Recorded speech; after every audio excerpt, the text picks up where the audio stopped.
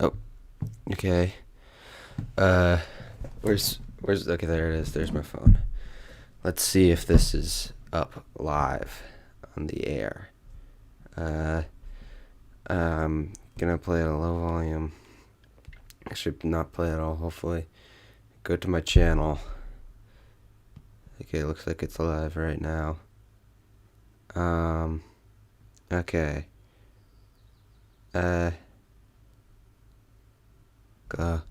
Okay. Well, hold on. Let me, chat test.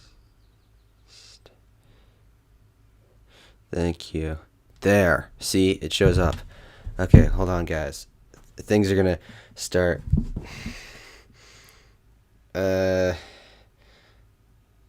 Hold on 1 second. Let me go to my voice recorder for. I don't know. Okay, this is waiting. I'll be right back in a second. I'm gonna be back very soon. I'm gonna be back in a second. I'm gonna be back very soon. I'm gonna be back in a second.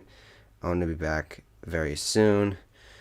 Save live stream. Save. No, get out, frame. It's live. Idiot. Okay. Okay, this is waiting. I'll be right back in a second. I'm gonna be back very soon. I'm gonna be back in a second. I'm gonna be back very soon. I'm gonna be back in a second. I'm gonna be back very soon. Yeah. Well, no, because you should probably bring it up on your own side. And then I'm just gonna play some music once and talk over it. Alright. Okay. Okay. Alright, let me bring up some music. Okay. This is the audio test. I'm talking at a normal volume while I'm playing this at the volume that I'm going to be playing at probably for the majority of the live stream. Alright. This is a live test. Okay. Thank you guys. Can I bring... Let me bring up the... Okay, this is waiting. I'll be right back in a second. Can I loop this? Okay. I'm gonna be back very soon. I'm gonna be back in a second. I'm gonna be back very soon. I'm gonna be back in a second. I'm gonna be back very soon. Okay, this is waiting. I'll be right back in a second. I'm gonna be back very soon. I'm gonna be back in a second. I'm gonna be back very soon. I'm gonna be back in a second. I'm gonna be back very soon.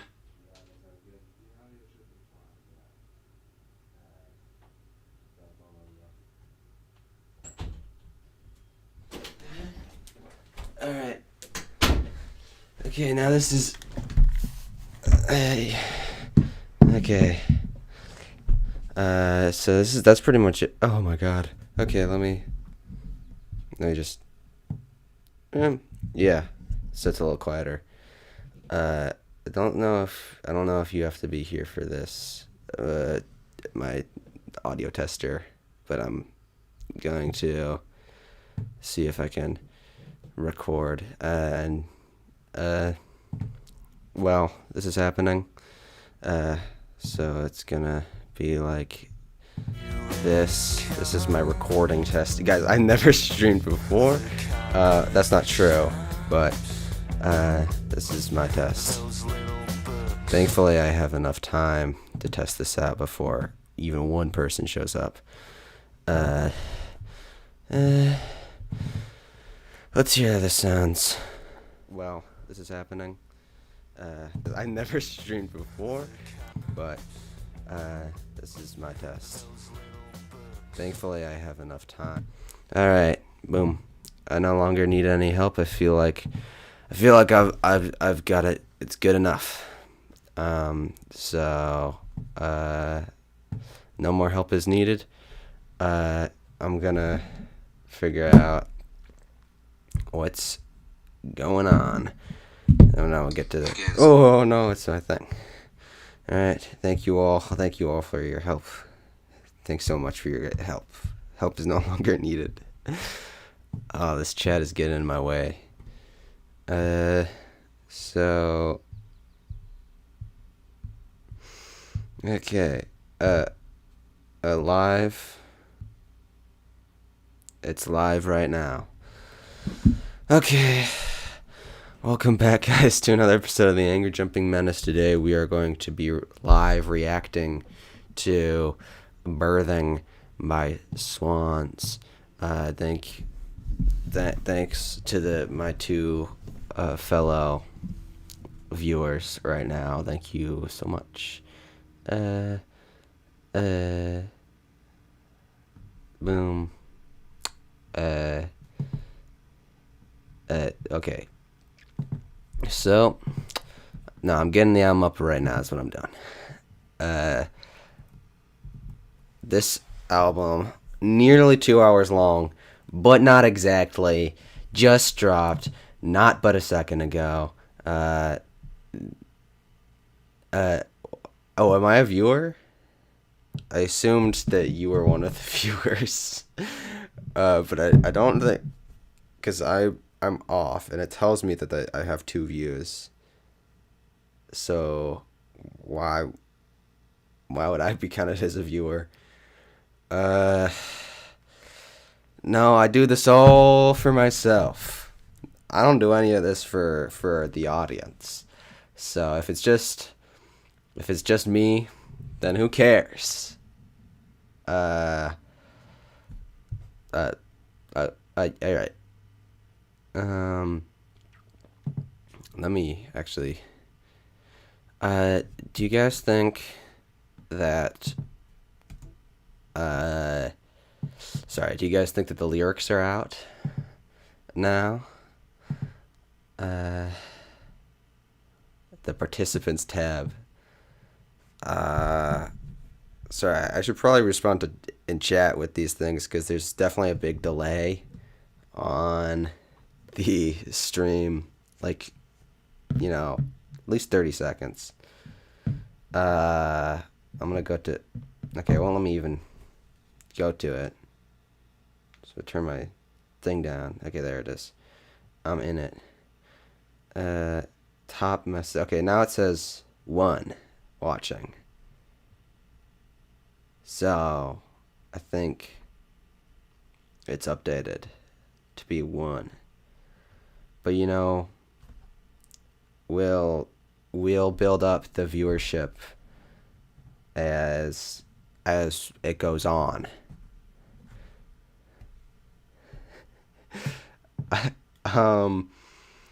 Yeah, I'm gonna test this out by responding in chat to this message.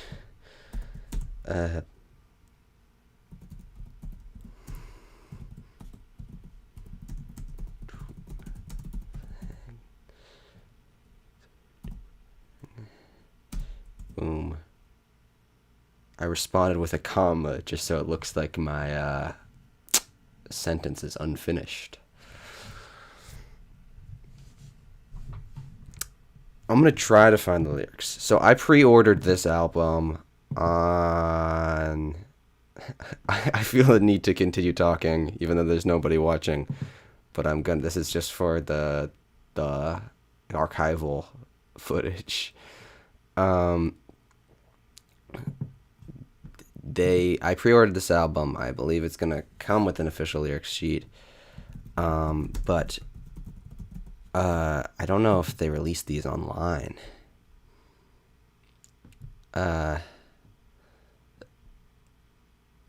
There is stuff in the page, So presumably somebody listened to this.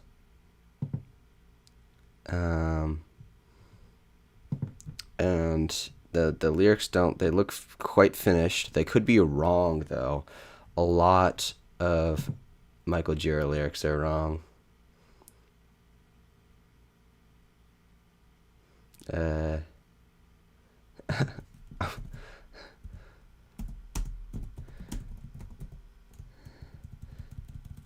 it's a surprise stream.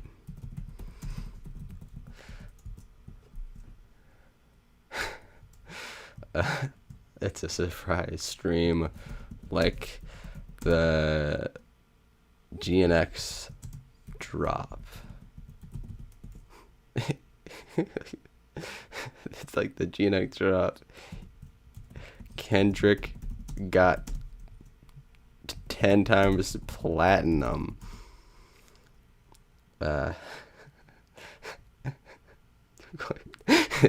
Call me the Kendrick of YouTube. That is right, guys. I am the Kendrick of YouTube, and I saw Kendrick Lamar last Saturday before last. So expect no videos on that. For the meantime, that's mostly for my political activism. Yeah, I have, they call me, okay, I'm not gonna make the King Connor joke. It's like a white King Kunta. It's racially insensitive. But you can watch three white guys doing a ukulele cover of King Kunta in the Woods if you want to on YouTube. I had nothing to do with that, so don't blame that on me. I try my hardest to stay politically correct, and not be a culture vulture, which is why I'm listening to Swans. It's a white music. All right. Jesus Christ, I have 11 goddamn notifications. People keep editing the lyrics of these Beatles demos that I tried so hard to get just perfectly, accurately correct. I was like, they don't need editing. I did it all. Okay. So I have the lyrics to the first track up, and I looked through some of the other stuff, and it looks pretty good. So let's get into a little bit of context and history. I know, I don't make a lot of Swans content, and honestly, if you look at my YouTube channel, it looks like I just listened to Swans pretty much yesterday, right? That's when I released the To Be Kind reaction. Right?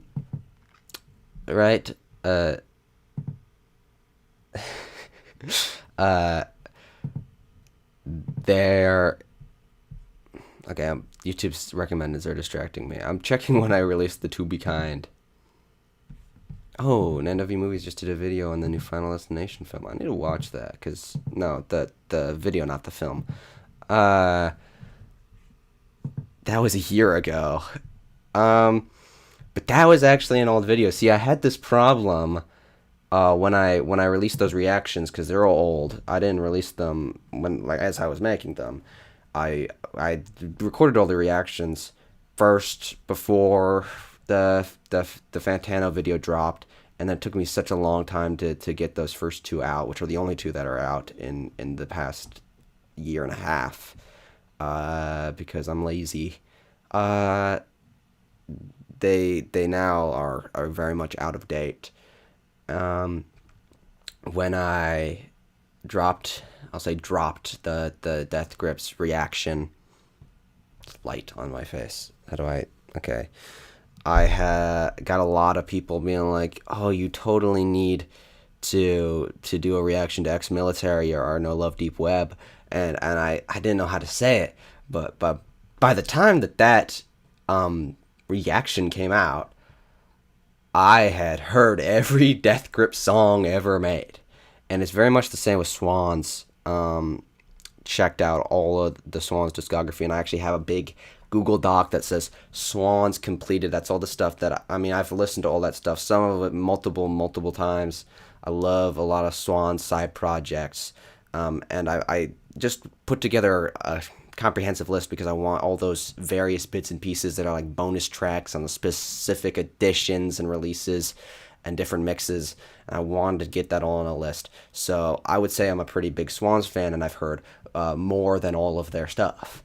The stuff I haven't checked out is like Michael Gira's acoustic solo albums, because why any Jarbo solo album besides Sacrificial Cake is just, I can't keep track. I tried to. They deleted the archive channel that had all the albums and stuff, so I can't even keep track of how many Jarbo releases there are, because she makes 5 albums a year or something. She's dropping this year. I think she dropped 3 times last year. It's crazy. But otherwise, I'm fully ingrained in the lore. I'm gonna catch any references. I mean, this cover is a reference to their most famous album. Maybe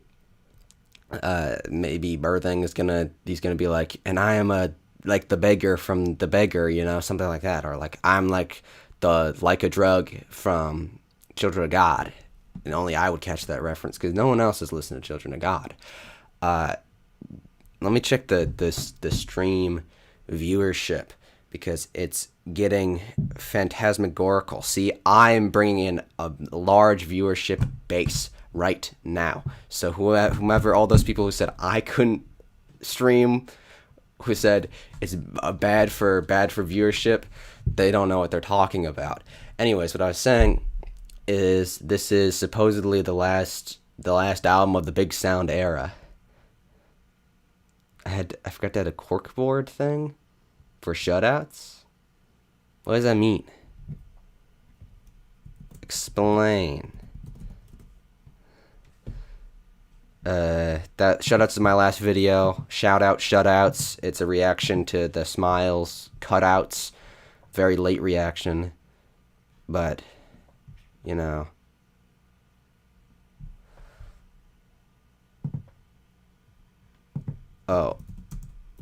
the board. that. So this is out of date because I'm supposed to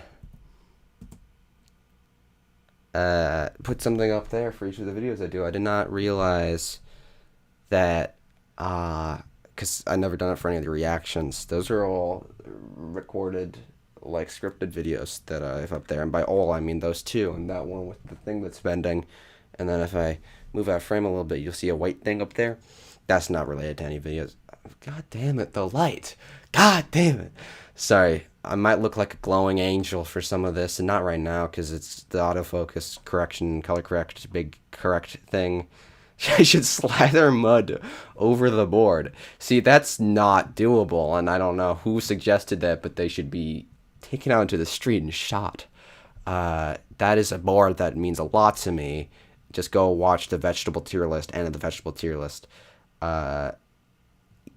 Just to see that. Shoutouts is canonical. Okay. Anyways, I was saying this is supposedly the last album for the Big Sound era, which is, I guess, I imagine, from My Father Will Guide Me Up, or Up at the Sky, the reunion album, through trilogy, Leaving Meaning, The Beggar, till now. And this confused me because I wouldn't exactly describe, like, The Beggar is a very big sound album. It's obscenely quiet. The biggest sound on Leaving Meaning is, like, the drums on Sunfucker. It was not exactly my idea of a big sound, and they're like, maybe after this they're gonna go into Angels of Light style territory again, but I feel like the full conclusions were there in The Beggar and Leaving Meaning. Their description of that era, I wouldn't say applies to every album, but this is the big finale. So I don't know why I'm so high. Like, I'm kind of a little, everyone's hyping this up to be big, but I was not a big fan of The Beggar, so I don't know. I'm trying to temper my expectations. The biggest sound on Leaving Meaning is me booing. You're correct. That is actually the biggest sound that they left off of The Beggar, and I think they should have kept it in.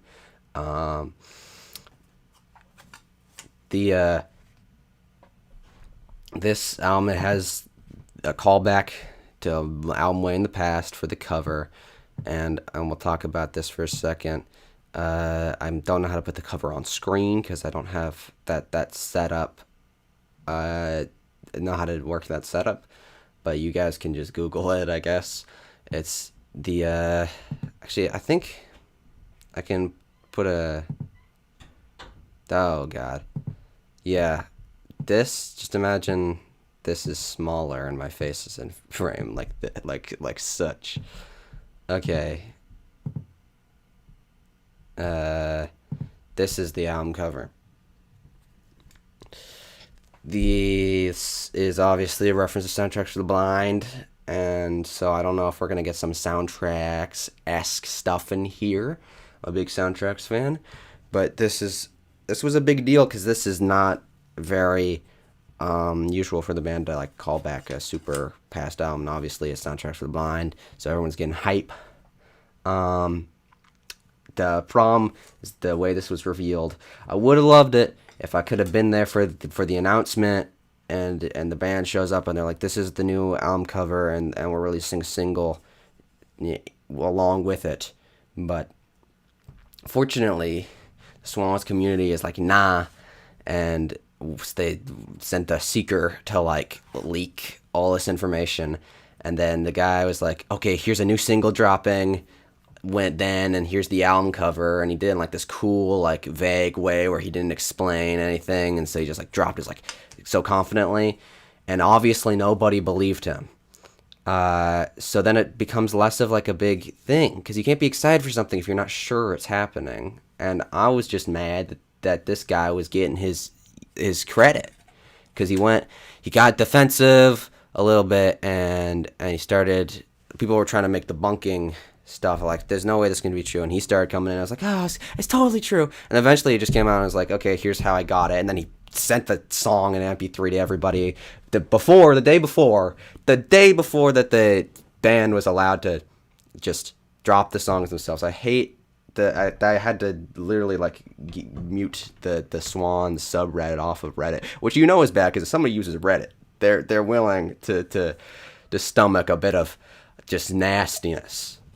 Just today, I was arguing with somebody about which one makes more sense, month, day, or day, month. And the answer is month, day. And we got into a big argument about adjectives and nouns. And he never responded to my big last response. So I consider that a win for me, okay? I didn't chicken out, okay? But let's just say we were both out for blood, clearly, okay? It's a dangerous place on Reddit. And saying a lot that I had to just block the Swan subreddit because it was ruining my life, okay? When this was first leaked, somebody was like, we gotta debunk this. They reverse image searched the dirt in the middle of the album cover, and it's from Home Depot advertising stock photos. Home Depot dirt. And I'll never forget that until the day I die. This is Home Depot dirt. So yeah, I wish I could have been excited about that, and I wish I could have been excited about the single, but no, it just almost entirely killed my hype for the single and the announcement then, because of how it was dragging it through the mud with that whole debacle. It was just painful. And I didn't even visit the Swan subreddit once. That was all just posts that got recommended to me on my home feed, okay? I didn't actively seek out any of it. Just the drama just got more and more annoying. So here's what I think. I hate leaks. Just let the band announce their shit. And if you're going to leak, don't get defensive about it. Guy coming in, I was like, there's no way that it could be Home Depot dirt. You're lying. You're making that up. It's not real. It's like, not your album cover, man. Why are you getting so defensive about it? I'm clapping my hands a lot. Sorry, this thing gets me riled up. And I just wanted to get this off my chest because back then when it happened, I had a really busy. I had recording videos in a while, and I wanted to record a video about it, but I wasn't able to make it work. So just to get that all off my chest now, before I listen to all my frustrations, the Home Depot dirt. Hey, it's not bad.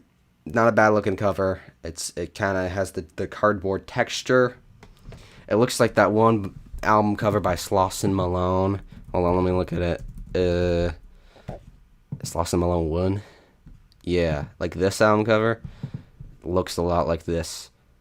But otherwise, pretty good. That's a long ass title. I had never listened to any Sloss and Malone. I don't even know what that is, basically. Uh, so let's check out this track listing. That's what I have up. Let me close out my thing. It is clipping my face, but that's fine. You don't need to see my face. And I don't just so you know that I didn't miss that chat message because of the delay. I missed it because I was just looking at something else. I did kind of scuff that, but it's a beautiful show we do here. What I'm worried about is this track listing on Genius is freaking with me. They split the last track into 2 tracks, and that gets on my nerves. They never done that before. It's not like they split Bring the Sun and To Saint Louverture into 2 tracks, because it's not 2 tracks. But on here, they're like, we gotta split Rope and Away to different things. I'll give context, because a lot of this material they played live on their last tour. I did see them live. Did not make a video about it. And I don't remember what any of these tracks sound like. I only remember The Beggar. It was really long. It was like an hour and a half.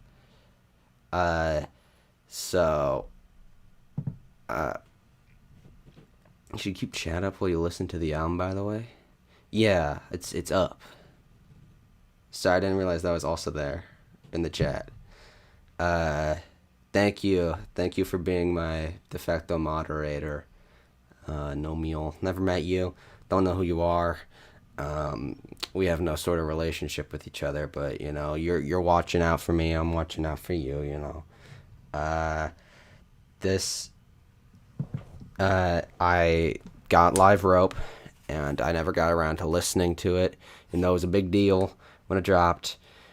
It was like, it's now like the 3rd highest rated album, live album on Album of the Year, like of the whole time. So that's pretty crazy. It was a pretty good live show. I'll be honest. I've always hated The Beggar. The studio version, I think it's one of their worst songs. Maybe they're the worst. Besides like Untitled Part 6 or whatever from Love of Life. But the live version was truly was an otherworldly experience. And then the Hangman was good, and then all the other tracks started blending together because they were new. And so technically, I've heard them, but I haven't listened to Live Rope. I never got around to it because I only have the CD version. I want the USB version. I want the full complete thing. And I don't want to have to listen to it on my CD player first before anything else. So yeah, that is what I know about mods. Yeah, mods, ban everyone. I would like to ban everyone, but it looks like nobody is in chat except for Nomiel. Nomiel is my de facto mod. So if you guys could just stir up a little chaos and make it so that I have to ban someone, like just say terrible things that YouTube doesn't allow, just terms of service. Because I've never had that power of being able to ban someone before. I wonder if you can do it on here. Actually, guys, I don't know how to ban someone, so please don't do any of that. Thank you. There's the participants thing you were talking about. I can say slurs if I must. I'll go to live chat. I found the participants thing and then it disappeared. Thanks. How do I make someone a mod? I'm gonna go to youtube.com. Guys, I'm about to listen to the album. I'm so close to listening to the album. It's gonna be such a good album. Everyone knows this. I haven't even checked the Album of the Year score. Yeah, because I just want to get a good first impression of it before I realize that everyone actually is disappointed by this release.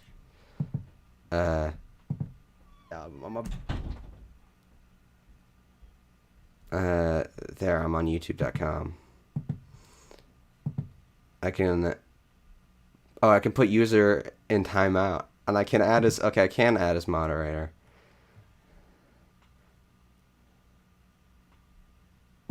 Boom. Save. Does that make them a moderator? You don't need to moderate because there's nobody watching. But you know, just a nominal sort of thing. Spoiler: album of the year score is 2%. No, I was so excited for this album. Tell me, it's the biggest commercial disappointment since Paula by Robin Thicke. No way. I am not even on that train. I'm not even on that train. Okay, I'm on the Polar Express, and it's going a completely different direction than your train is even. Your train's not going to make it anywhere. Your train's going to crash, land in the Atlantic. They're calling it the Milk Album. God damn it. Everything's just getting worse and worse. I bet there's not even live birthing on it. Whatever, guys. Things are getting crazy. I think I have one viewer right now. That's what YouTube.com tells me. They tell me the video has 6 views, but I have 1 viewer, so I don't really know how that works out. But I'm just gonna get. Actually, hold on. Let me see. This is 1 watching. There's a one viewer. And Gmail's coming at me. Alright.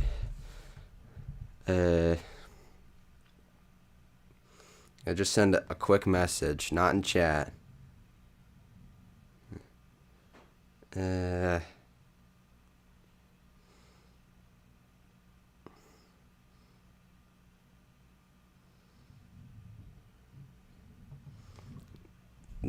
Here we are. The Healers, first track, 21 minutes long. I'm going to, boom, check everything. Let's get right into it. Actually, hold on, let me go back a little bit. There. Okay. I don't know how much I'm going to want to talk through this. I might even turn up the music on my end.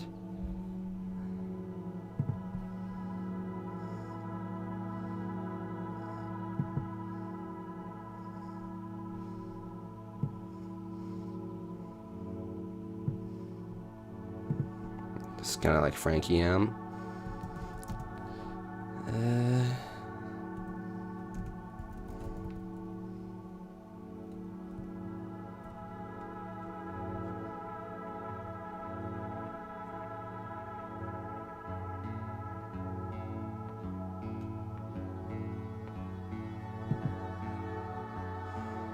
Can I put text up?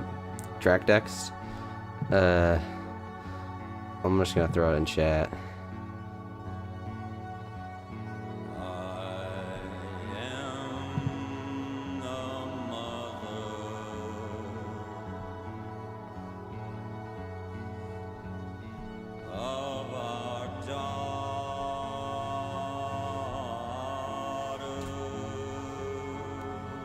I'm gonna try to pin a message.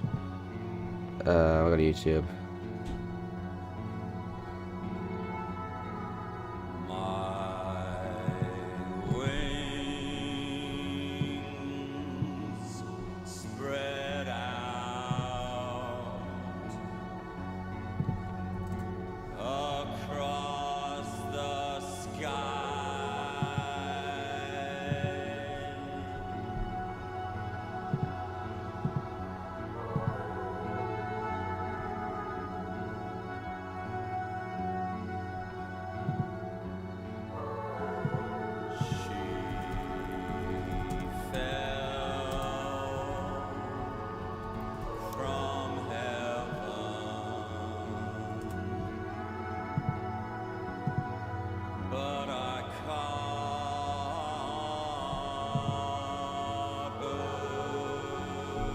Kind of similar to Cloud of Unknowing ending, but with a lot of dramatic backing vocals for this. I like that.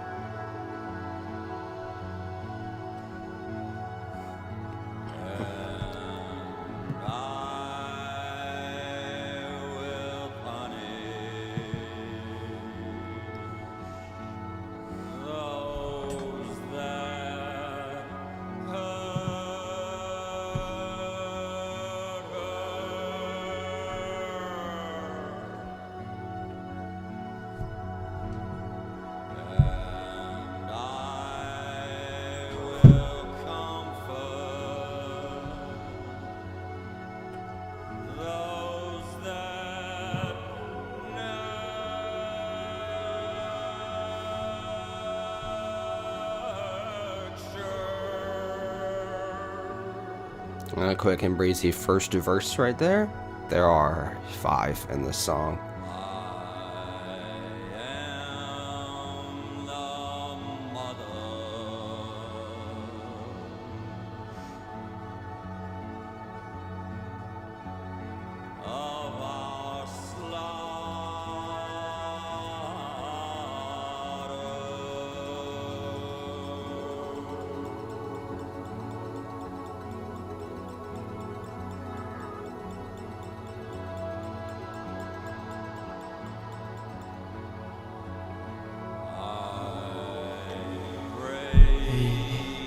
I can appreciate his voice is still, he's got to be the loudest guy I've ever heard. He's like 70. I don't know how he's got a strong like chest. He's got a strong chest.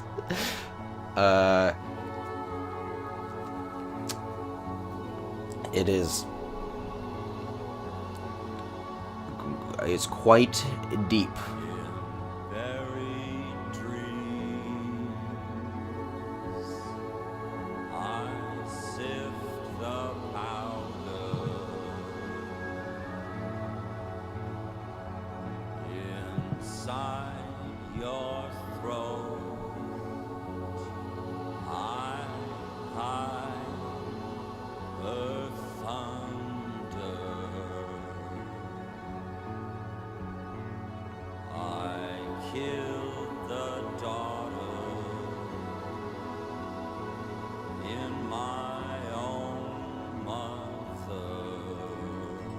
I think this is the Mother album. It's bookended with My Father, the Big Sound era.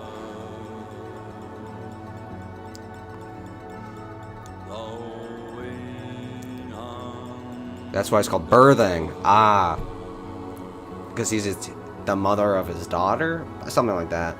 Now he's the mother going under.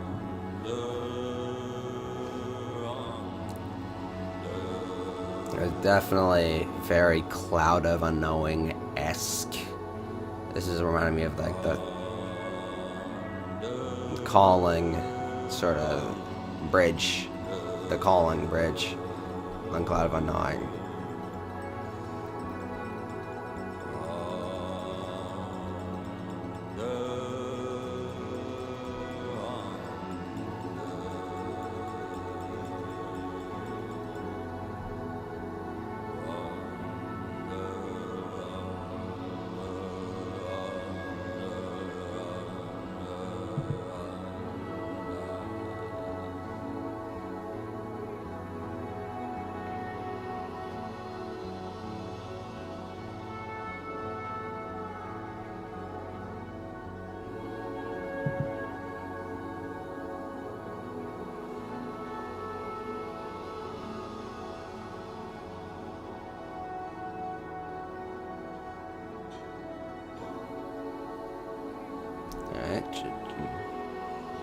guess they were chilling down. There's a possibility that this could be like a full ambient piece. I wouldn't put it past them. This is very ambient. This is like the ambient sections of Cloud of Unknowing, but there's not been any big sound sections so far. It's been big in length, you know, scope, I guess you could say. It's generally how the pacing of SWANS songs it makes them feel. Okay. See, immediately I was proven wrong. Also, this is totally Cloud of Unknowing.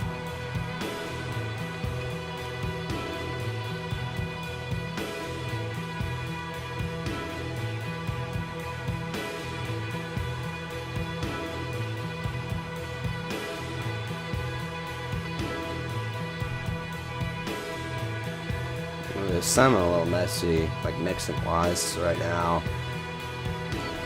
It's kind of surprising from this band. They usually have very cleanly mixed stuff.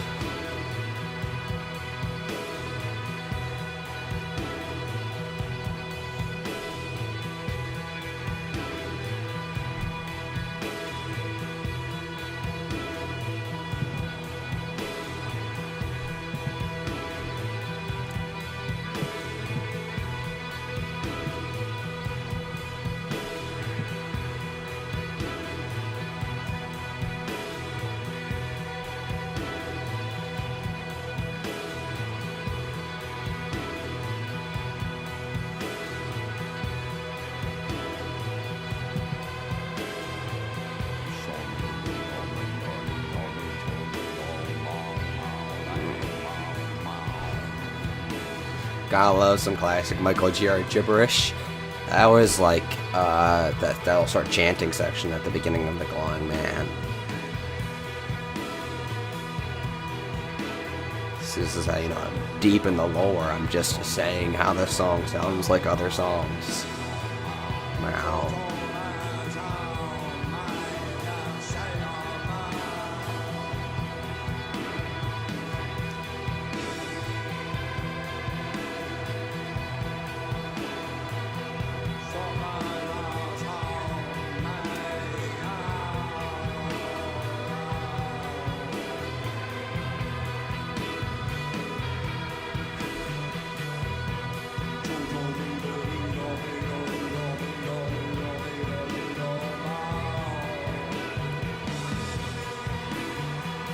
Alright, good crash cymbal.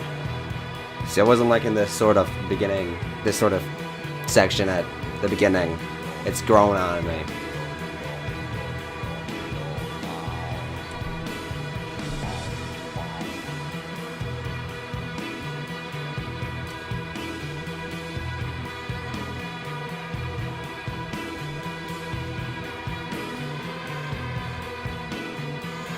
Actually, you know what?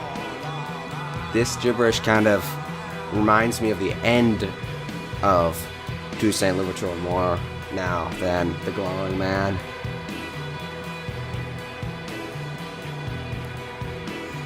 That's what this whole section is kind of reminding me of.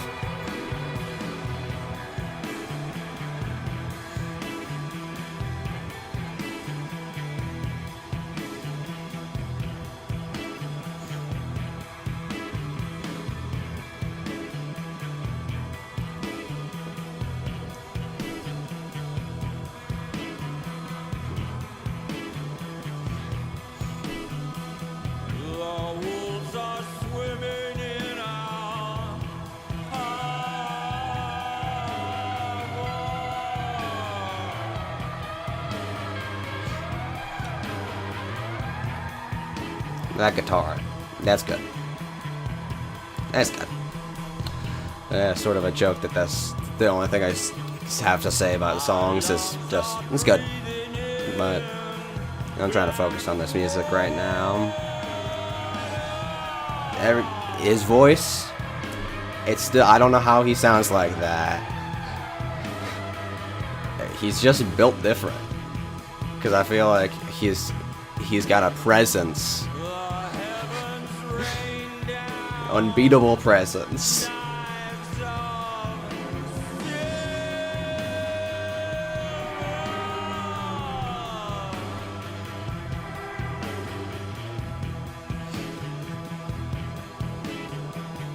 To kiss our bodies in the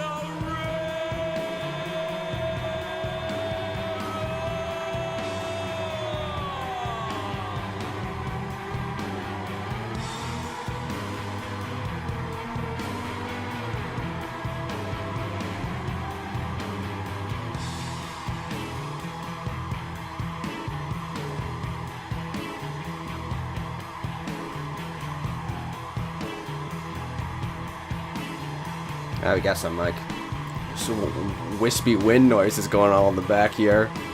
Wow, wow, wow.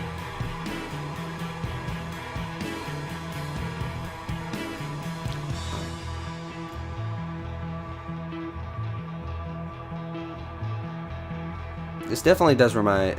I keep saying it reminds me of other songs, and being myself, but this bass line and the totally reminds me of like a sped up. Oh, okay. Now it's like Frankie M. Oh God, I gotta stop comparing it to other songs. They do have a lot of sort of similar, like drum and bass patterns, but that before was definitely like a Cloud of Unknowing sort of sped up. This kind of reminds me of Frankie M. A lot of their songs, they'll play one song and it like morphs live into another song. I don't know if that's what happened here because I don't think they were playing Cloud of Unknowing or Frankie M. It was the Baker tour. But still, that's what this reminds me of. And if you go and listen to Cloud of Unknowing, you can notice that it sounds very much like The Apostate because that was the song that morphed into it. So many minds, so much to choose, so many heartaches, so much to lose, so many angels sailing through dark, so many teardrops, so many pearls.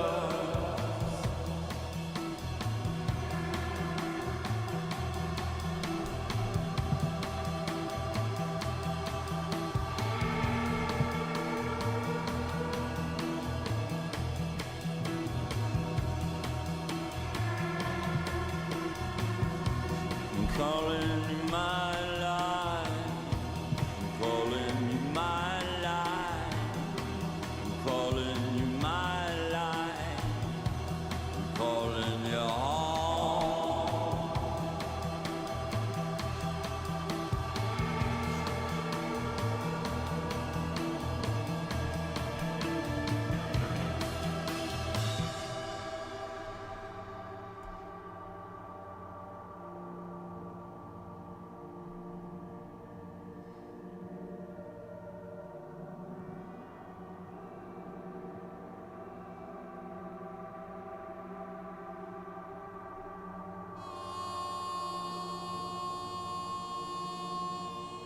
harmonica, bringing back the harmonica from the Seer. This really is the grand finale.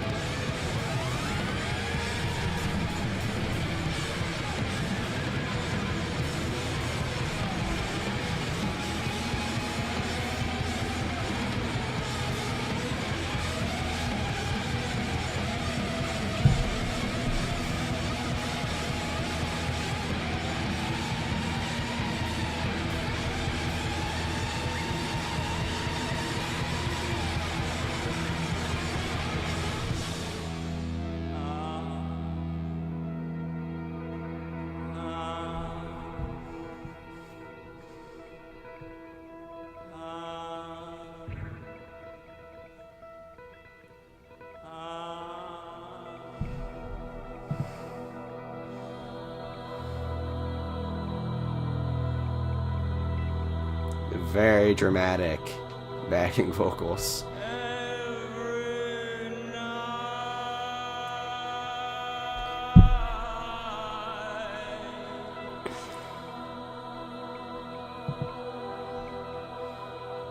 I bend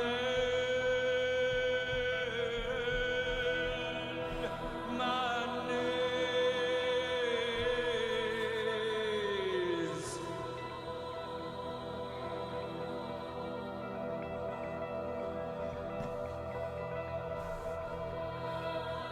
I pray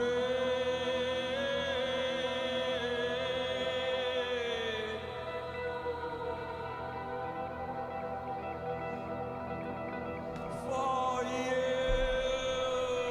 to comfort me.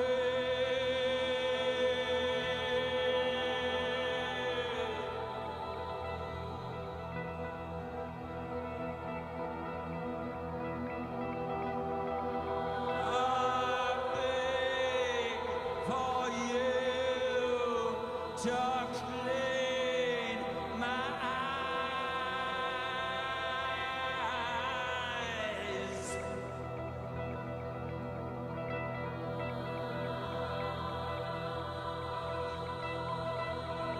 I pray for you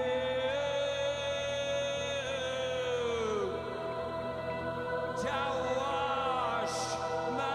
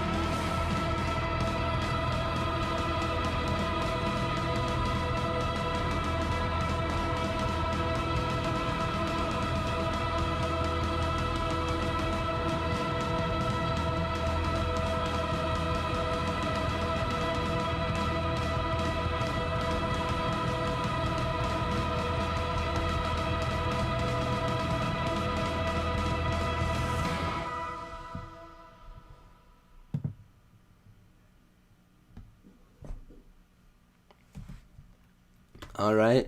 First song, Healers. The Healers is over.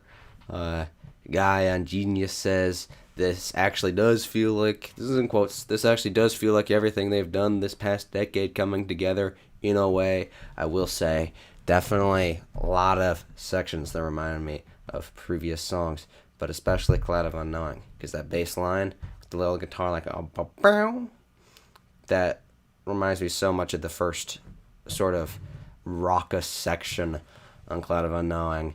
But yeah, I mean, is Swans. I like the song. It will probably grow on me quite a bit.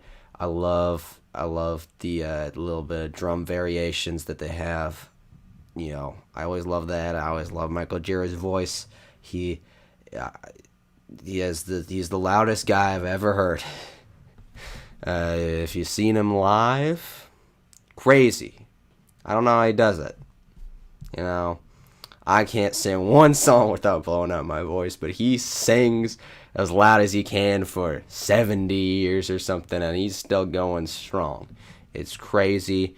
But the lyrics here, very The Glowing Man-esque, except for all the mother stuff at the beginning. I think that's the new thing they're adding for this album cycle is the mother stuff. Let's see. We'll see if that carries over into other tracks. A little bit of a, I don't know if I'd call it a problem. Certainly something that I noticed that I didn't know how to feel about. I feel like this was kind of messily mixed.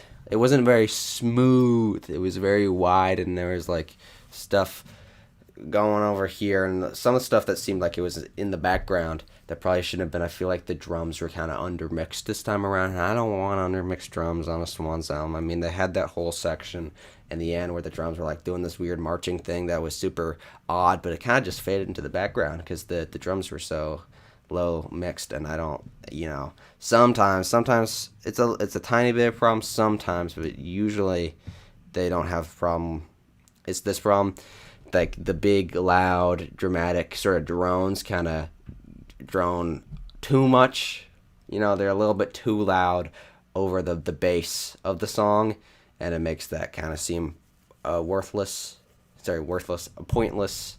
So I think they should strike more of an equal balance. I think they only had that problem in the ending instrumental section, but I would have preferred the drums mixed louder.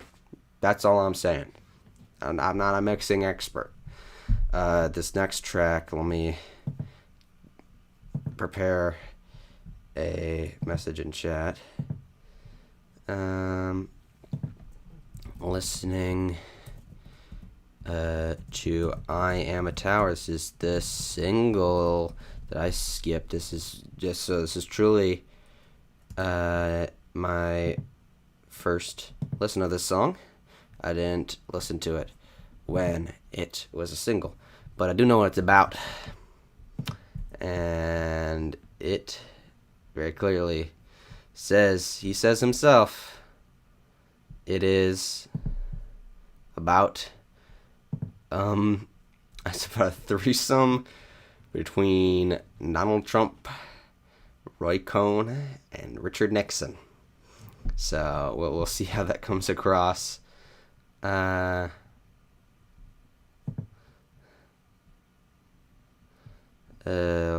too many.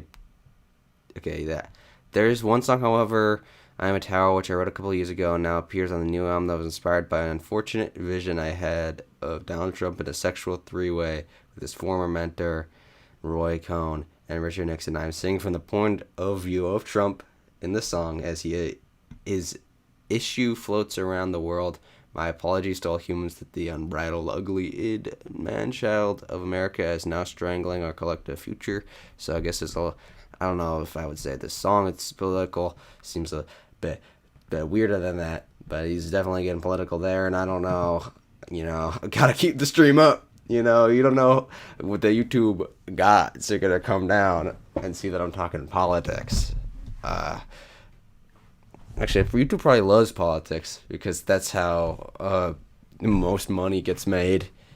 Is conservative news media, liberal pandering on YouTube.com. But I can't say any more than that. We're gonna jump right into I Am a Tower.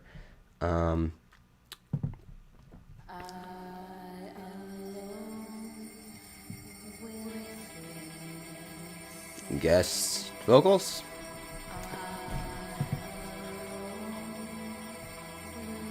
God damn, that's such a long annotation. Okay, hold on. Doesn't tell me who's singing this. I presume Jennifer Jira but let me.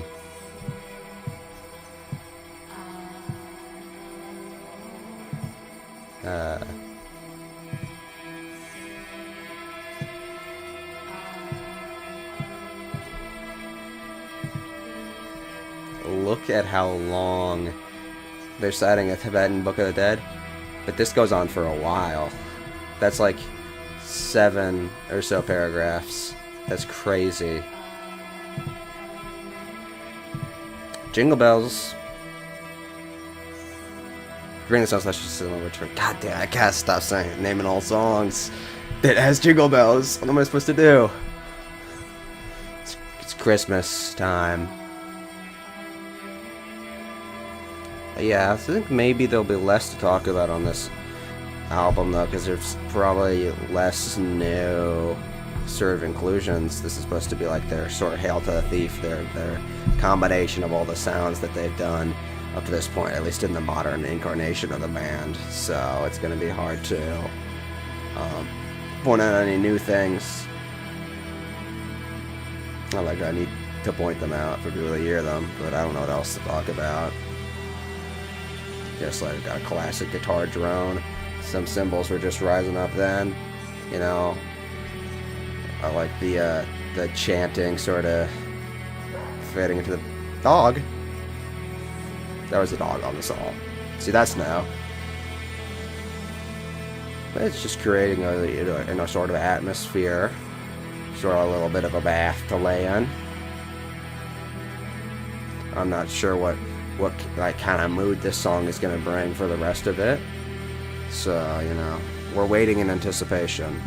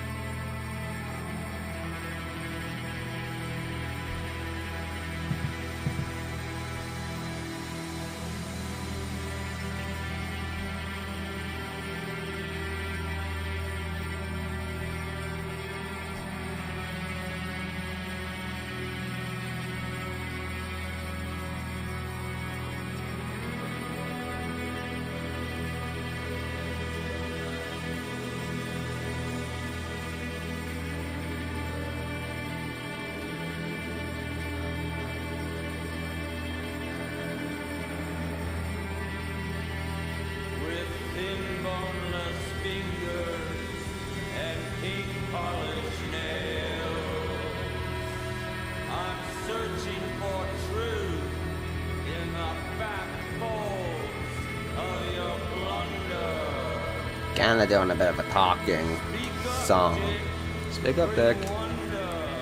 Talk singing on this song. I'm not sure. I'm a big fan. Going to be a big fan of that. I mean, he hasn't really gone very far yet.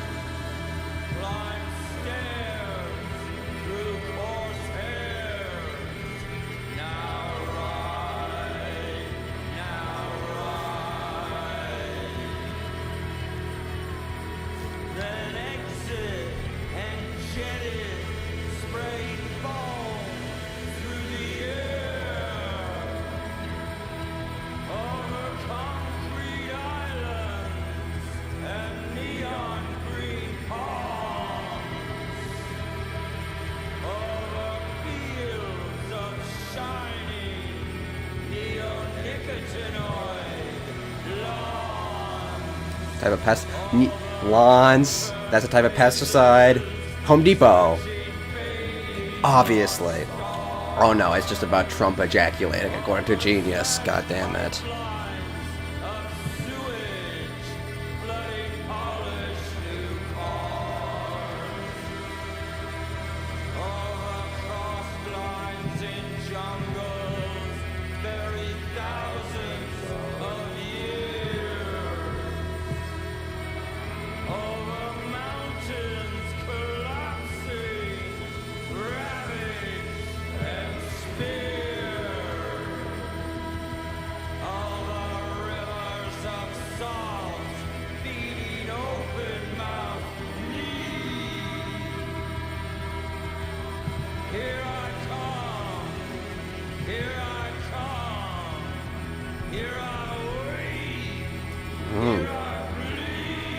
He's giving a...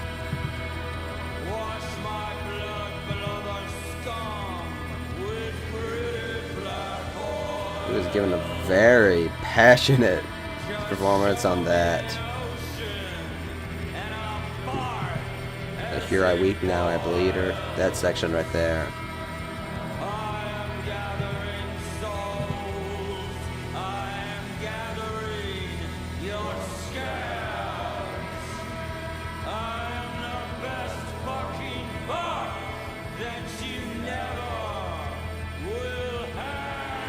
That's like that third song this SWANS has made that has fuck on it.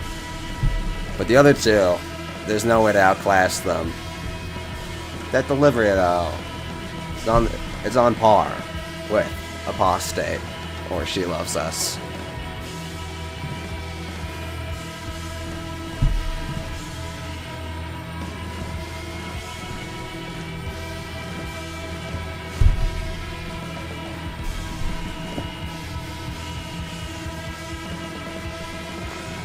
Got some returning viewers in the chat. That is to say, one person who's seen To Be Kind is a review, presumably reaction as well. So, you know, welcome back. This is basically like the next To Be Kind, but definitely more context.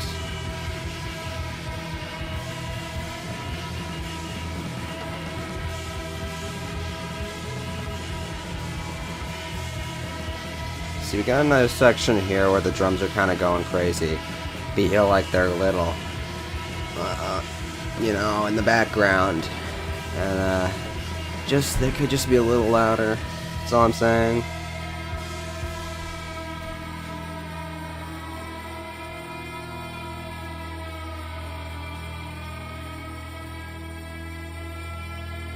All right.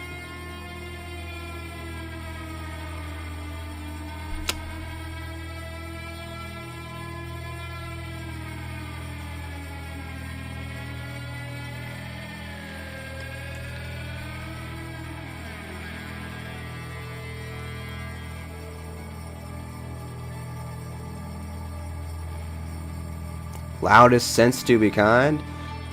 To Be Kind was pretty loud. There were some loud parts on The Glowing Man. I wouldn't say it's getting that loud yet. Maybe there's... Because the most we've had are these sort of chaotic sections with the drums going crazy. I'm excited to see what the album will give us, but so far this is seeming to be pretty much like the first track. Just without harmonica on it yet. Maybe it's gonna get like real crazy coming up.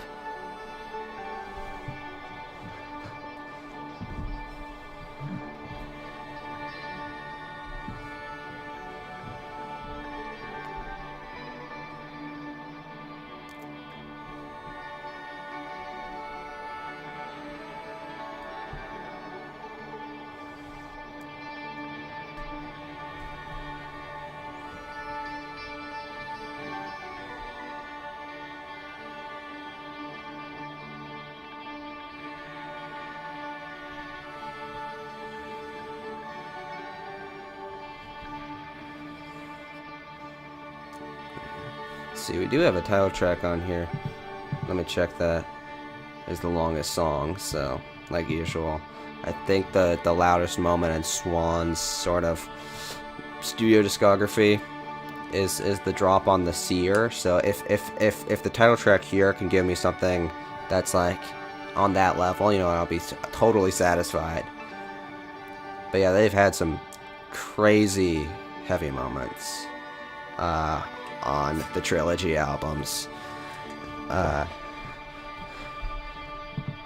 Yeah, weakest song? I mean, I don't know yet. I haven't even finished it. There comes the repetitions there. But this is a little bit odd for placement, because it's not really introducing anything new that wasn't on the first track.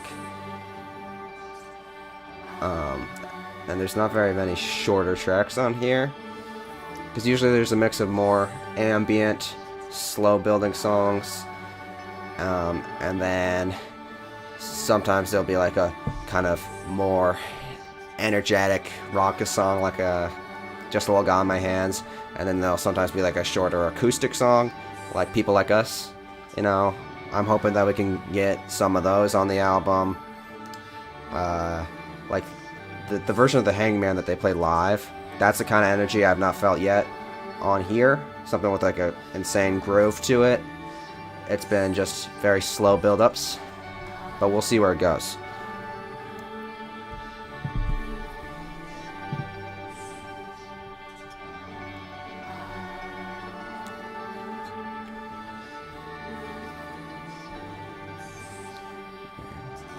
This is the political messaging on this. I alone will fix it. It's about Trump, who alone will fix it. I guess, because it's from the point of view of Trump, but this is a separate voice coming in. So this could be someone else. This could be Nixon. Shortest song on this album, Red Yellow. Okay, that's promising. If it sounds like Little God in My Hands, that's promising. Because I do want something that's a bit of a, you know, a burst energy. And I've heard Birthing, it has a very famous, like, sort of silence drop thing. I know it's like a pretty grand song, but I don't know how the studio version's gonna sound. Because if you compare live versions to studio versions, often they're a little bit sort of quieter. For Swans, that is.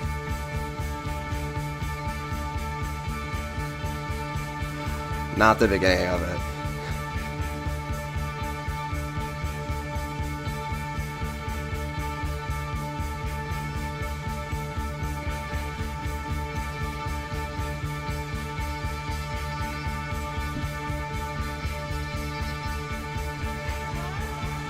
Bit of an incessant drip.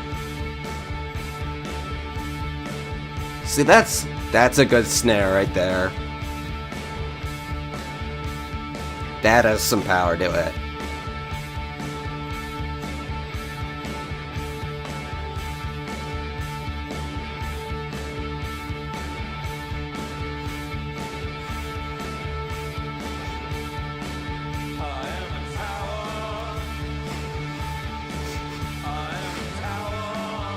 This is pretty sound joyous.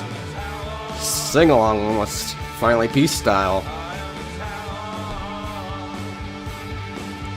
I am a tower. I am a tower. Was not expecting that sort of hook. I don't know if we could call it a hook, but a refrain.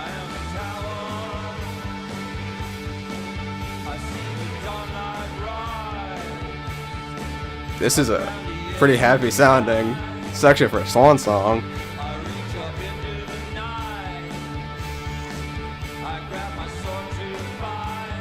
This is still about Trump, right?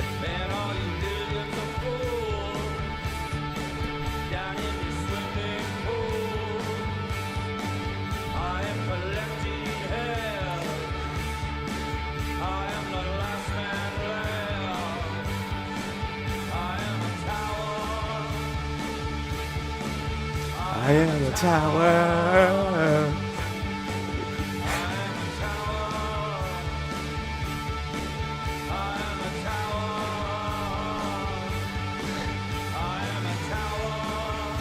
This is going to be a very dour song about the future of humanity, but this is getting me hyped.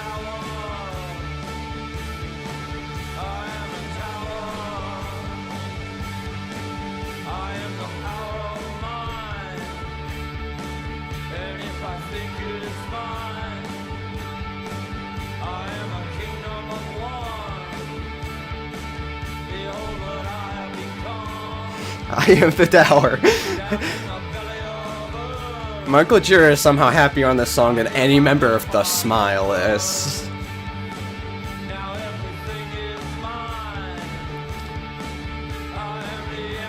Birth, coming up in the lyrics there. So we do have the continuation of that theme. Whoa!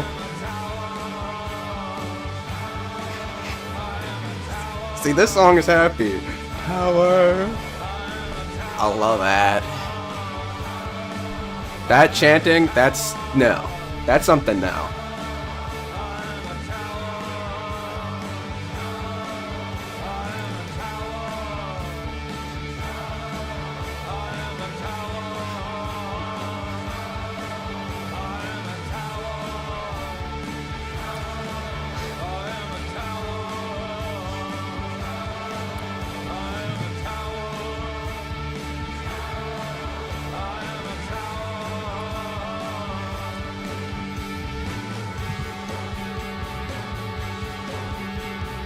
Oh, bass is getting in there.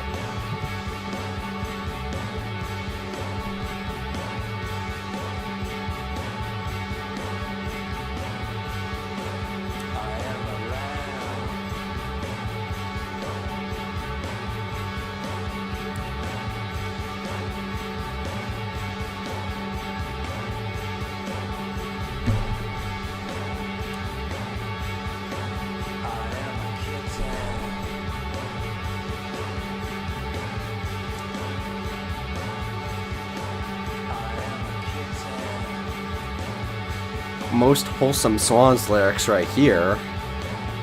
I'm a kitten. Hey. Oh, talk about that line in a second.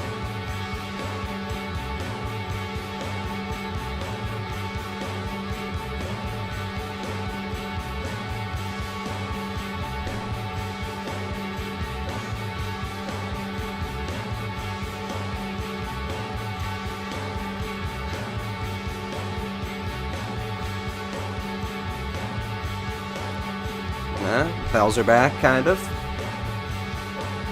Very subtly, though, in the background. Just adding a little bit of emphasis to that groove.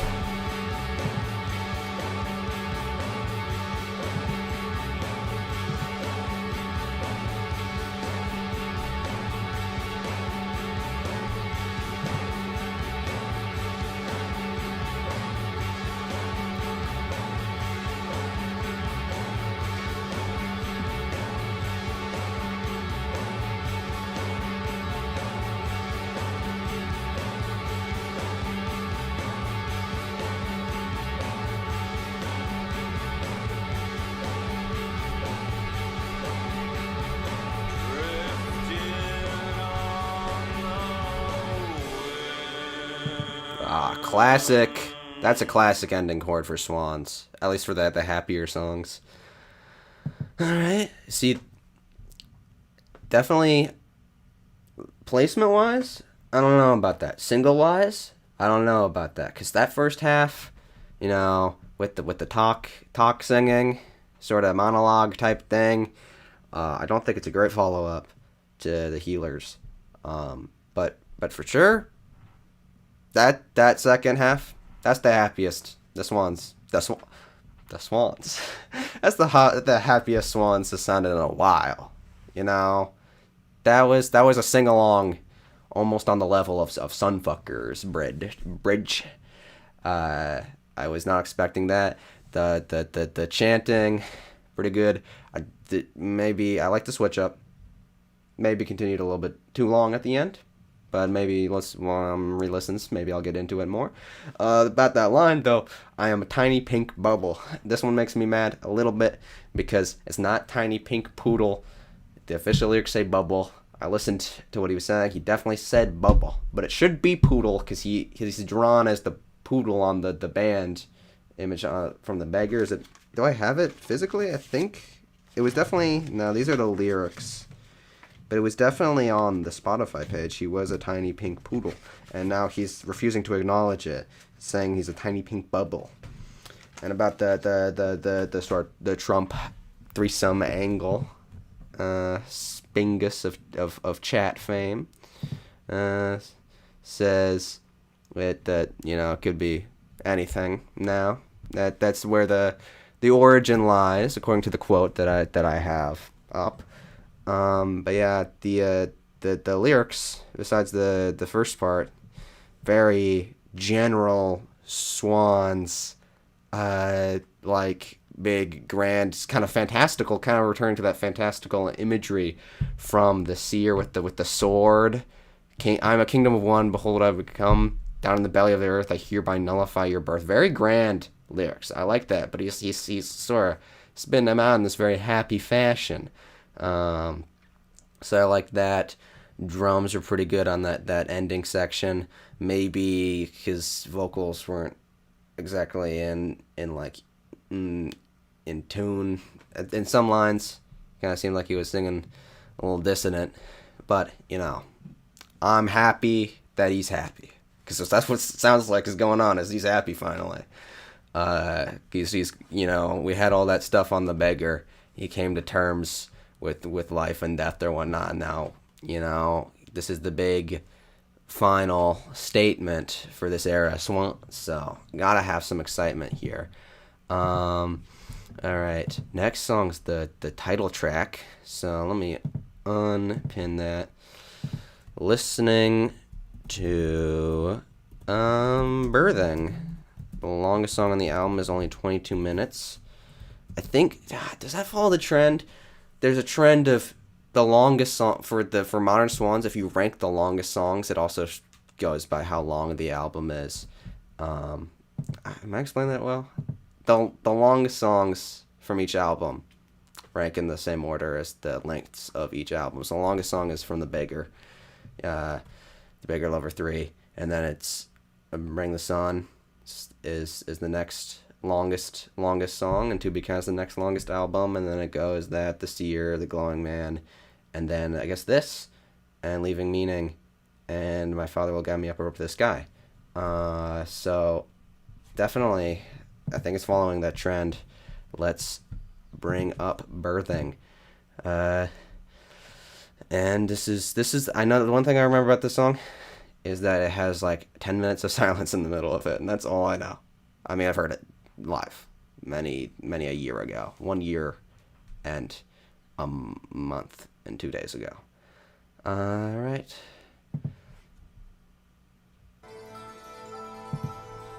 Oh, hell yeah, Dulcimer. Bringing this back. Classic Swan sound. So there's also it's like a digital. Is this the one? This is the one where Christopher Pravdika had that little keyboard, I think.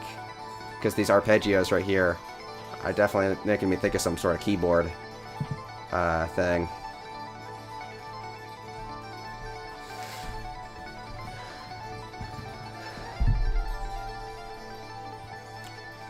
I love the variety of instrumentation they had at the live show. My favorite part was when Phil Paleo, he was at the drums, he was playing with one hand, and then on the other hand he had like some shakers, and then in his mouth he had like a whistle. I don't remember what song that was, but that was hilarious. And we had some dulcimer at some points, and Christopher Pravdika took out this little keyboard that I think he's playing right now, and I don't know what specifically the instrument it is. The credits are probably somewhere up on the Swans Instagram, so if I can bring that up. Yeah. I'm bringing up Swans Instagram right now. I'm not just on my phone. Shit, Swans is coming at me with all these new posts because the album just got released. They make a lot of posts, man. This is crazy. The credits are in this one, I think. Bass guitar, loop sounds. It just has keyboards. It says he plays this other instrument on here. Taishi. It's like a Taishigodo. Okay, what's that? This is a kind of keyboard-looking thing. It's got kind of keys. This could be what he's playing. Stringed musical instrument. A Japanese stringed musical instrument. I appreciate. Oh, there's guitar. I appreciate that we're bringing new instruments in here. I liked bringing the harmonica back. This is instrumentally. This is getting strike me as the climactic piece. Because we're bringing in new instruments, but we're bringing back some old instruments like harmonica from this year. I do appreciate the use of even more new instruments.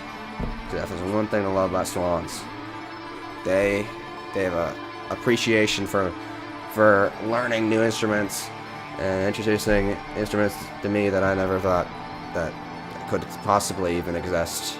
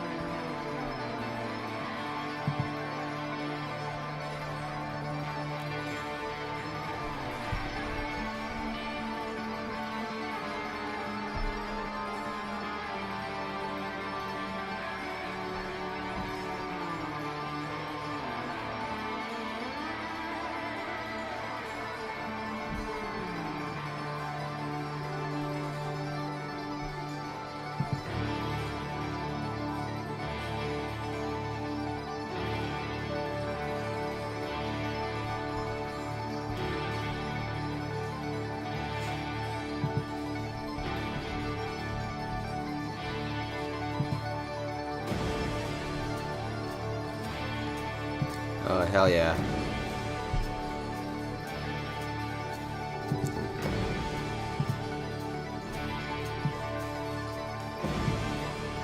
Jesus Christ.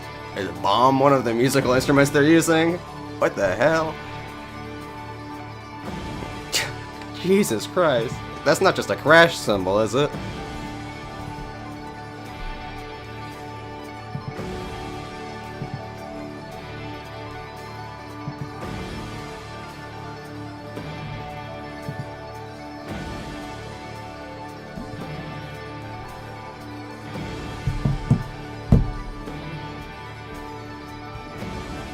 What I think I'm birthing so far. It's definitely a Swans album, I can say that. First two tracks I don't think flowed well together, but I appreciate the callbacks to previous sounds that have only been explored briefly throughout the newer albums. And maybe it could be mixed better, but also he sounds quite happy on that last track. So we're getting a good variety of emotional moods on this one. I'm looking forward to where we'll go, because these opening tracks are all the three longest tracks on this album all in a row. Sort of front-loaded it. So I guess that means the second part will be a little bit easier to get through.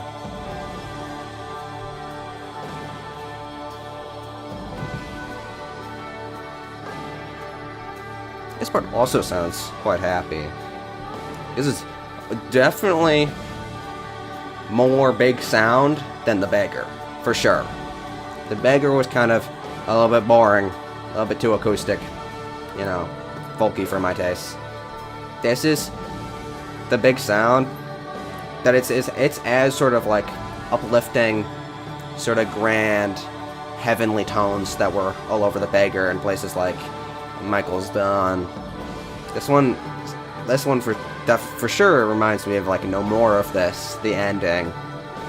This is so much more slow paced than that was.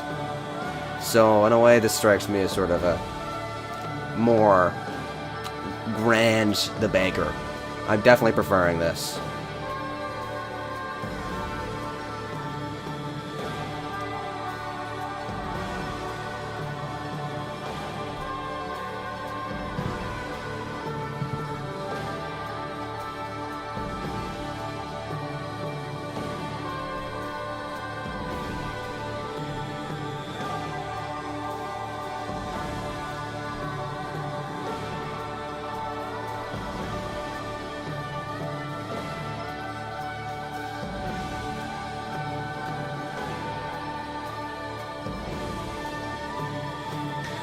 This album gets progressively darker into the last track.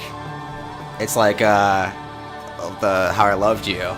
Reddit says that one gets darker until the middle, and then it gets progressively happier, which is not true. It's almost true. I will know that the first track on this wasn't particularly happy sounding. It was kind of that dark, it had a dark edginess to it, you know. I feel like this right now and the last track for sure sounded happier than the Healers to me, but I don't know.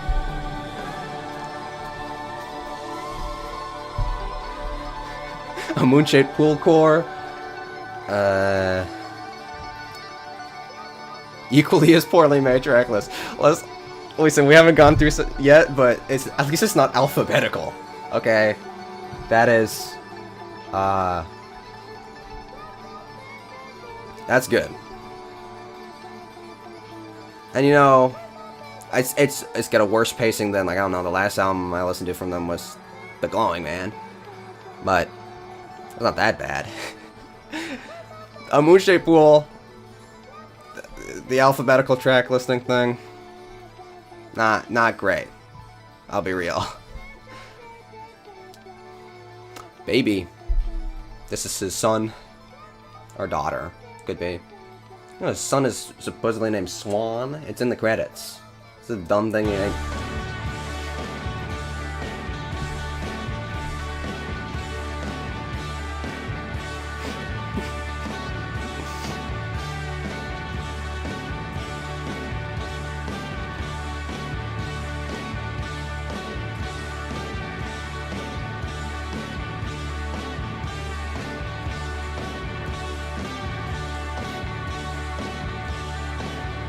Crash cymbal going crazy on this. There's like a depth to it.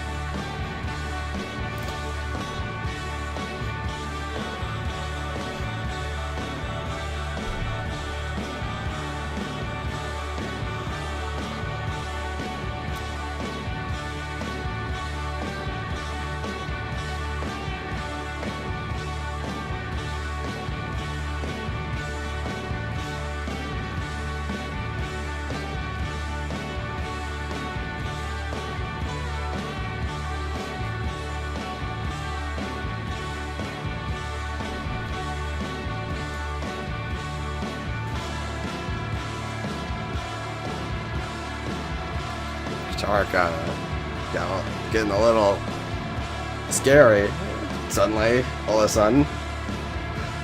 Took a bit of a turn right there.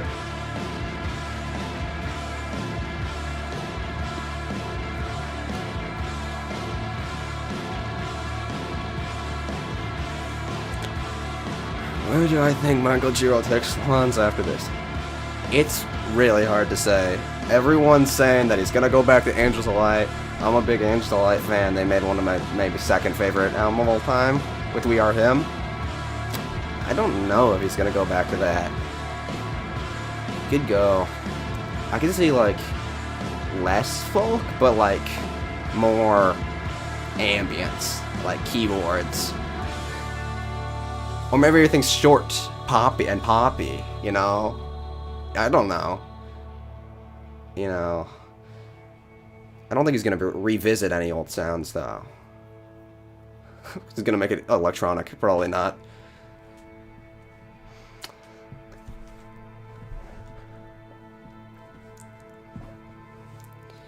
But I could definitely see like a bunch of shorter tracks, like 3 minute, Because it's been a long time since we had those in Swans. In light, your skin Or maybe like with the Beggar Lover 3, is golden. he's gonna go like more sound collage, go back to stuff like that. Remains unspoken. The door It's gonna look cutesy. was closed, but I can totally. You could almost convince yourself if you got rid of Leaving Meaning and the Beggar that this is the next album, but I hear so much the Beggar on this. With the syncing up of the like little nursery rhyme type melody with the piano.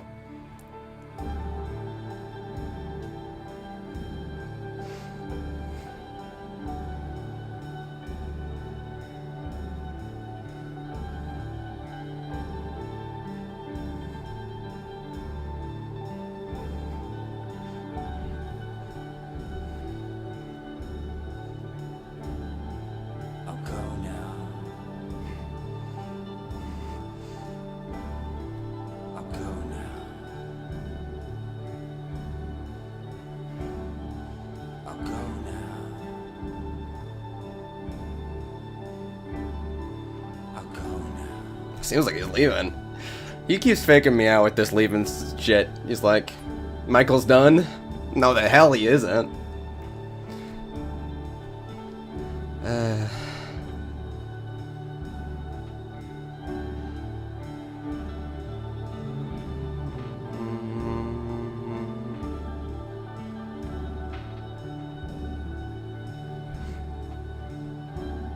Through a tunnel carved in the air. That reminds me of something. Falling, Do a tunnel of light. Isn't that something from It's Coming Surreal? I can hear them. Voices calling. Children singing, laughing, screaming. Without me, Leaving Meaning. color shifting. Vaporizing, It's like sifting oceans here in my hand. lyrically reminds me of Ebbing. Just by thinking I'm here, I'll now disappear. That's from a song. That's from Unforming.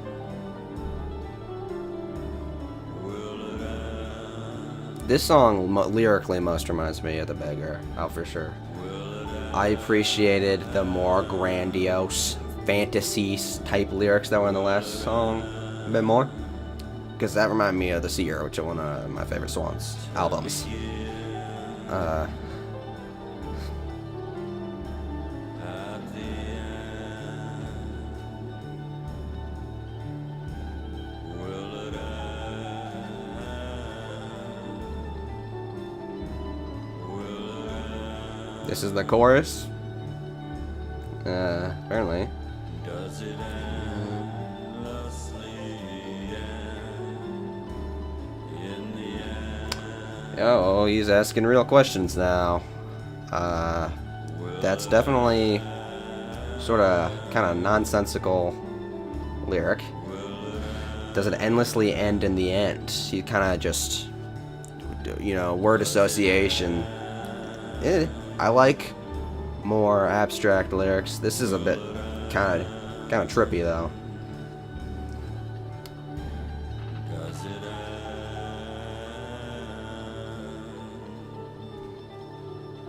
Will it end?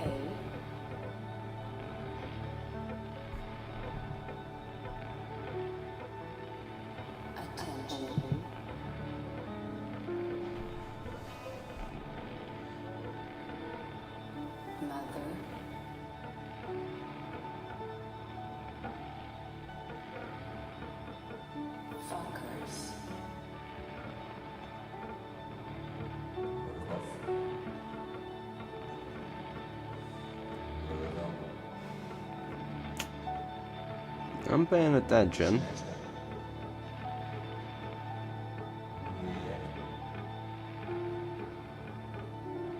It just says like a grinding sound on the left here. Something. That's something new.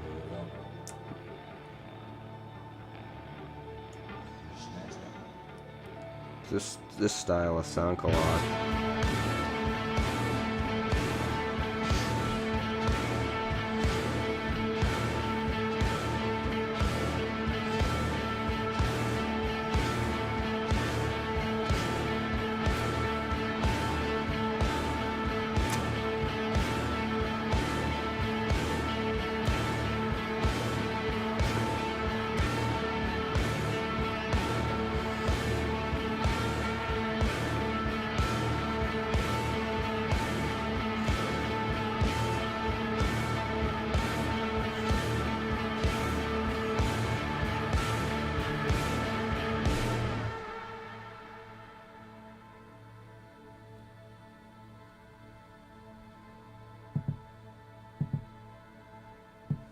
I saw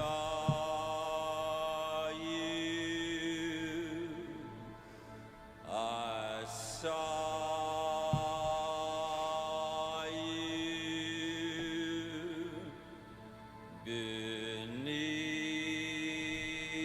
the sea. I saw you. I saw you behind the air above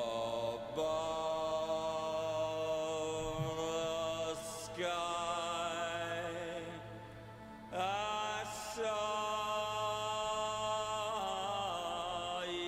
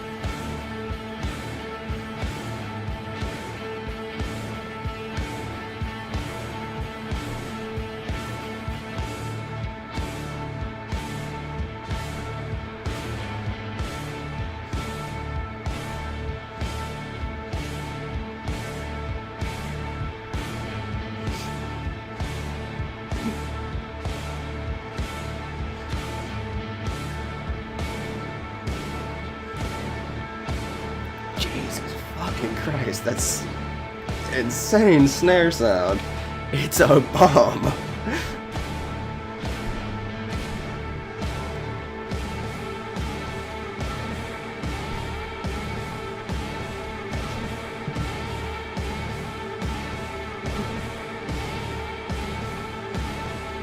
It's a bono, bono, bono, bono. Like a drug.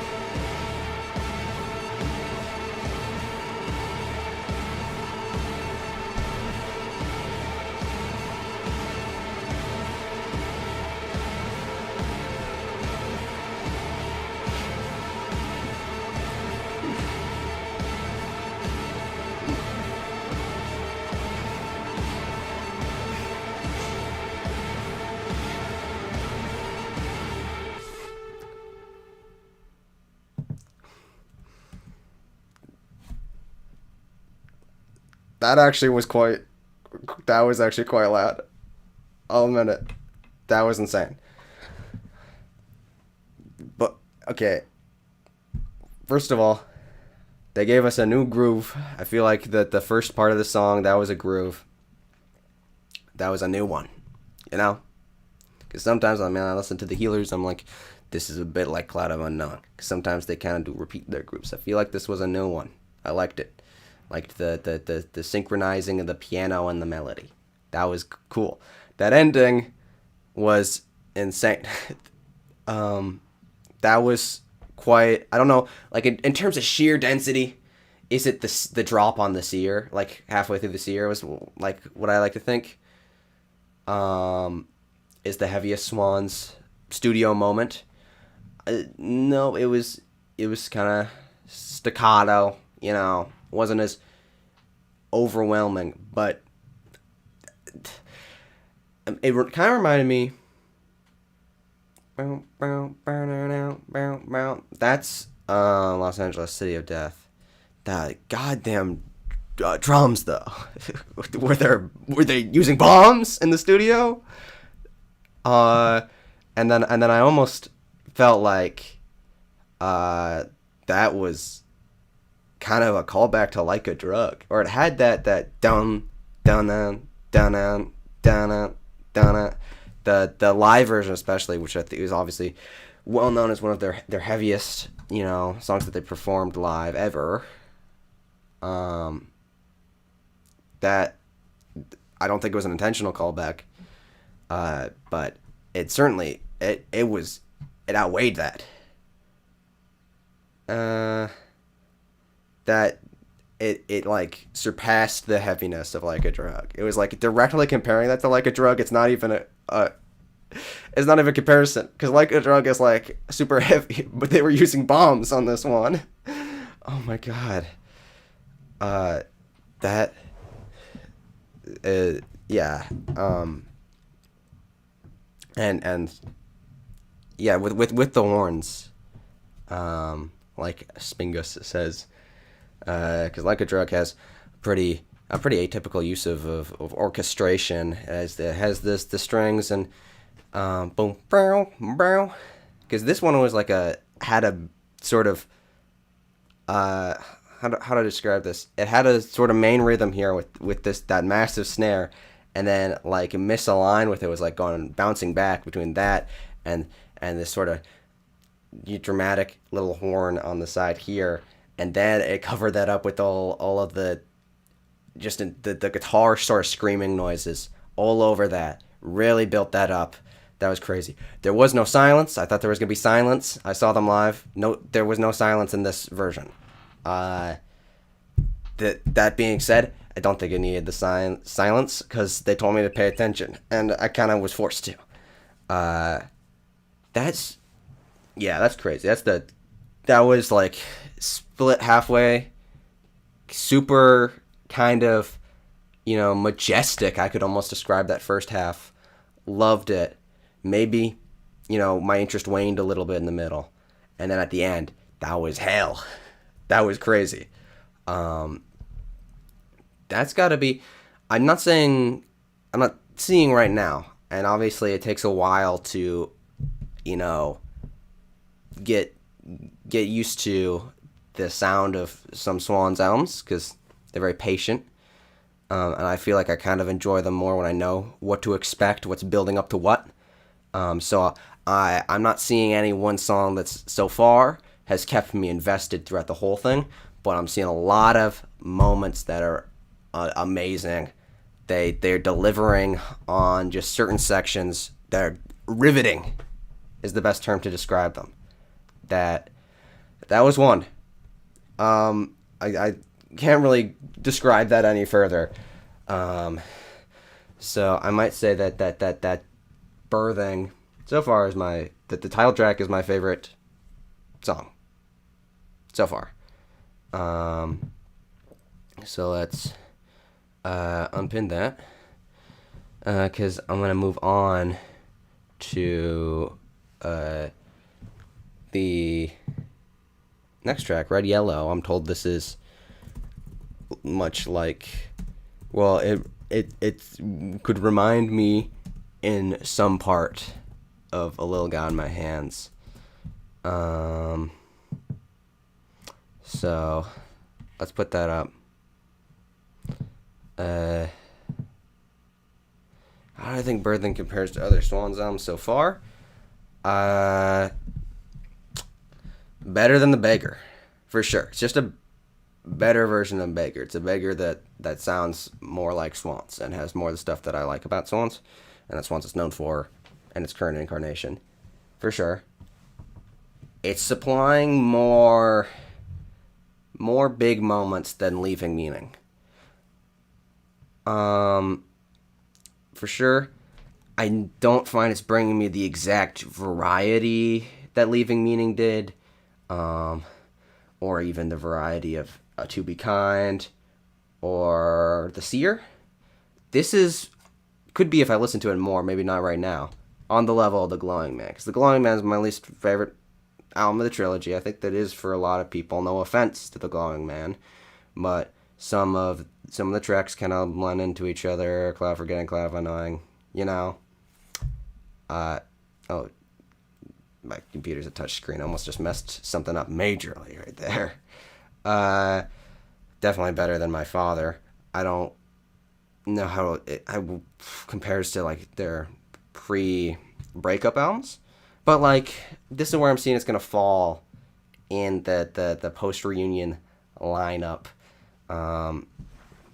So it's their best album ever? Maybe not. Like a lot of people are hyping this up to be, or were, you know, presumably those people have already heard it by now, were hyping this up to be like it's gonna be the big better than everything before, and they put Live Rope as like third best live album of all time, and I'm not sure it is, but I haven't listened to Live Rope. But I feel like suddenly there's an increase in interest in Swans right about now. I don't know why that is, and I don't know if this is going to be the best album of the post reunion era, but it's not going to become a disappointment. You know, I don't think it will be, because I hear it's about to get more, a little bit more chaotic moving forward. And I put the pin for we're listening to Red Yellow. Let me get to that one. We have, let me put that up too. Red Yellow. This is the shortest song. Whispers. It's the only one that's below 10 minutes.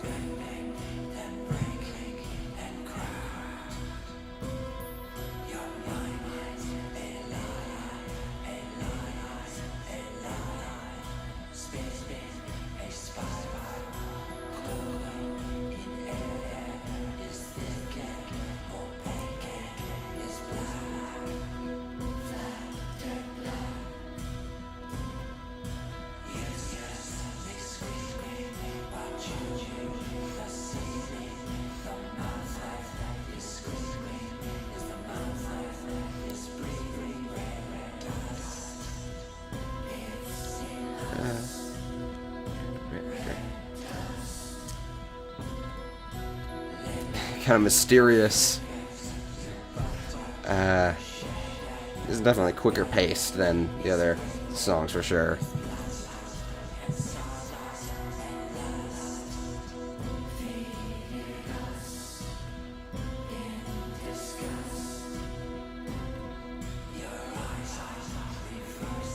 Way more psychedelic than any Swan song I've ever heard.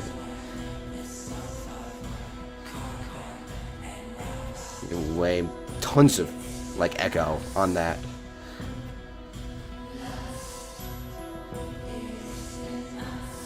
And the little glockenspiel.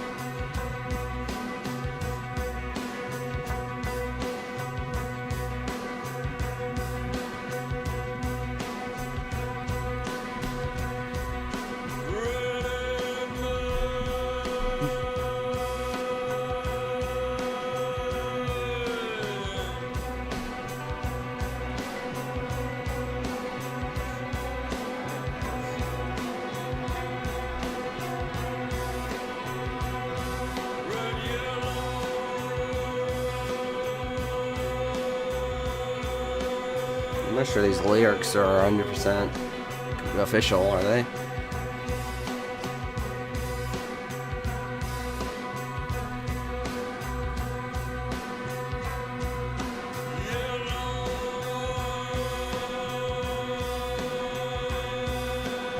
Okay, yeah, now it does.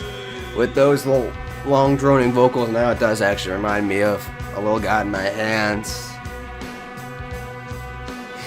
A lot of these things just say vocalizing. Maybe he is literally saying vocalizing, but I think he's just gonna.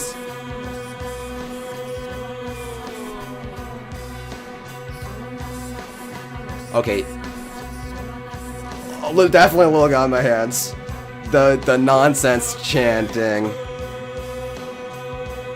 I was like, is it actually just gonna be straight vocalizing?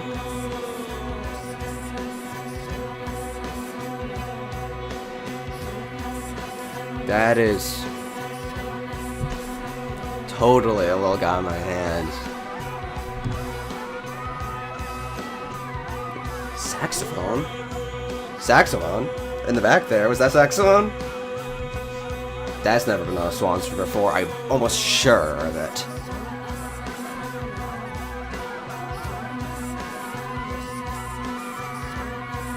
Or is that? It's totally sound like a saxophone to me. It could be like a clarinet, but.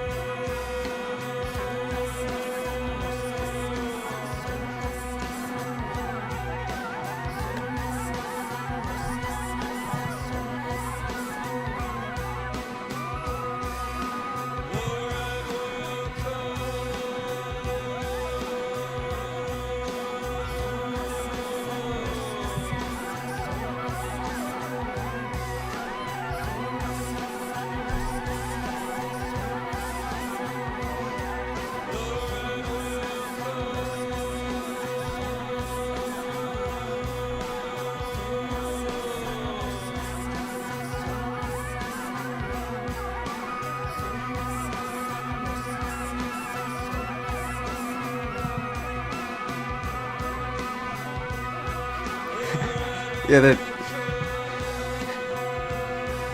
saxophone on their EP is crazy. Was David Dwayne? Yeah, I don't remember their saxophonist's name, but yeah, that's bringing that way back. is wild. It wasn't a great EP, I'll say that. I barely can tell saxophone's on it, like it's on the first track, it's on Laugh. But yeah. And it's going crazy. It's doing a lot.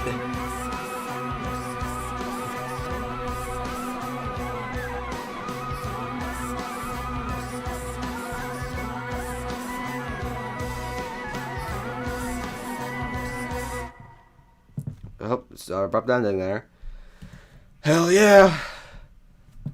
Is there nothing I can't say positive? What double negative? Everything was positive about that song.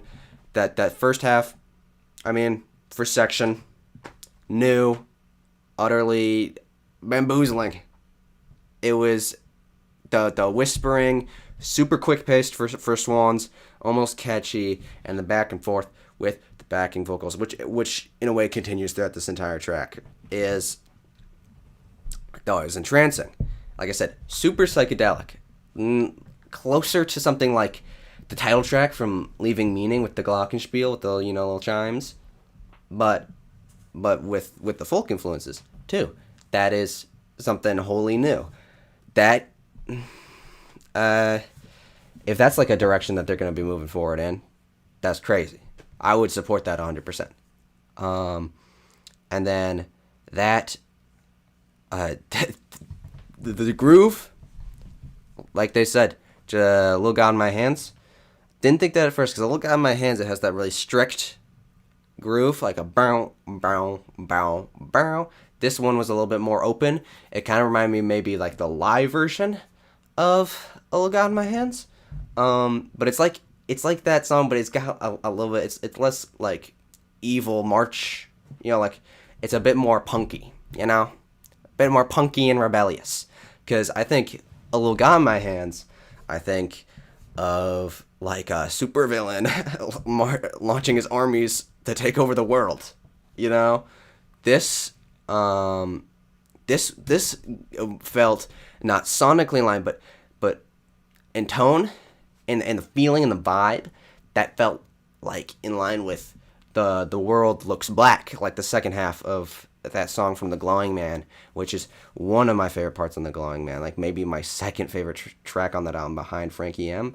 I love that song, and this they brought back the sort of chanting vocals from A Little God in My Hands, like in the no clue what they're saying, probably saying nonsense type thing. And I've heard a lot of interpretations for what they're saying in A Little God in My Hands, and I'm excited to hear a lot of interpretations for what they're saying here.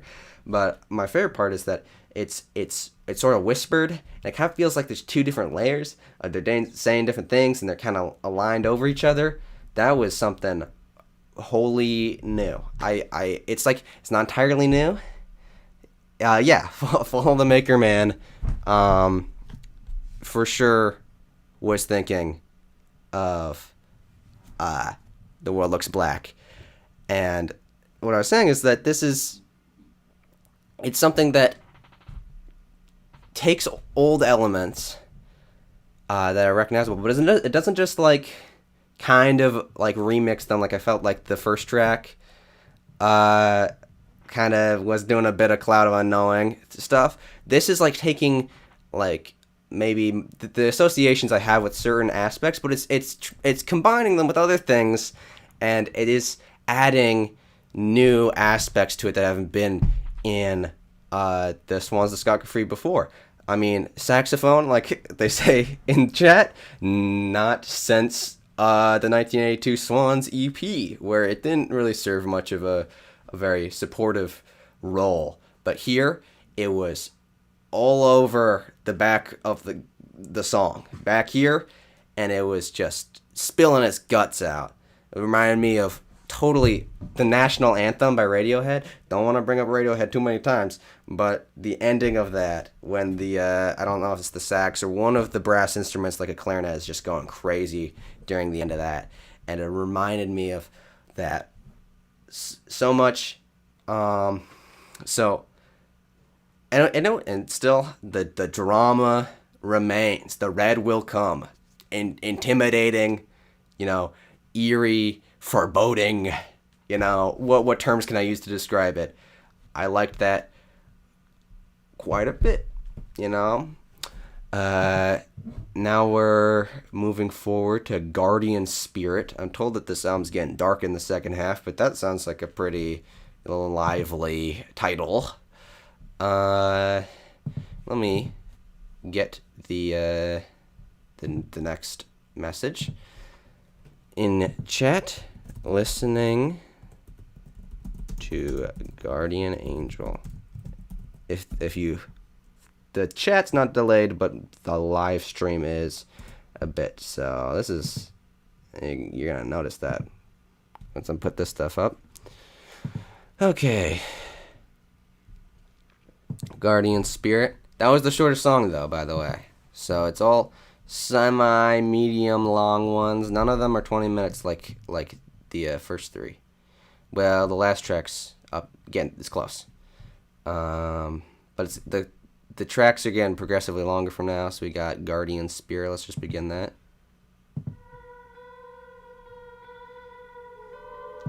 Ooh, instantly. That's... Oh.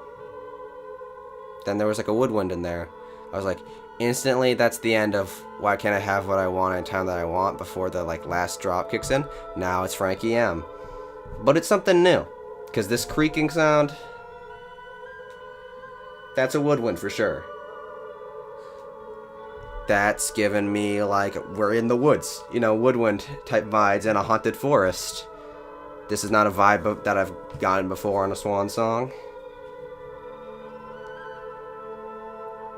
It's a little creepy, a little entrancing, like mystical, I think is the word I'm looking for.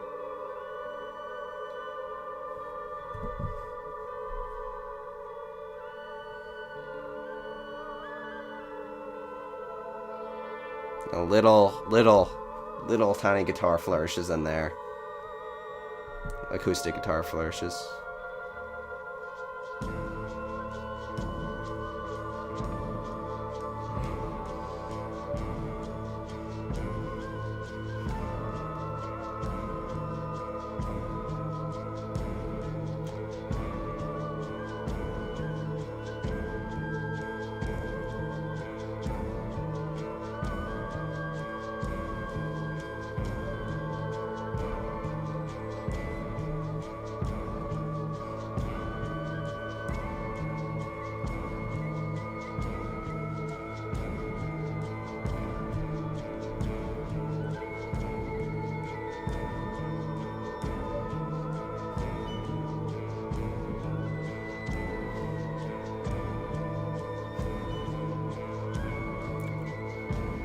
My bones are your bones. Now you're never alone. That reminds me of something. Circle is closed. I don't know what though. Your future is known. But that's a little derivative of something from maybe leaving meaning. What is song? You know down below. Maybe I'm just thinking of It's Coming, It's Real again. Go where I flow. The shimmer above. A lot of stuff reminds me of It's Coming, It's Real.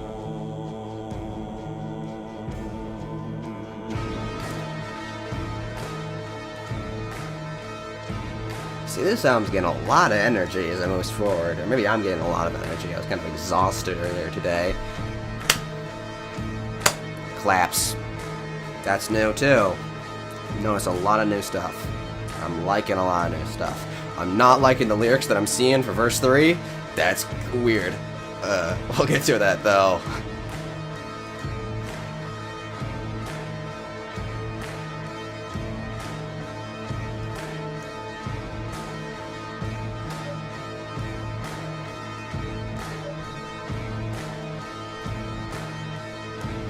The deeper you breathe,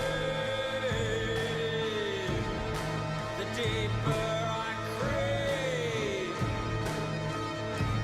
to sever the seam. Cut me in your dream.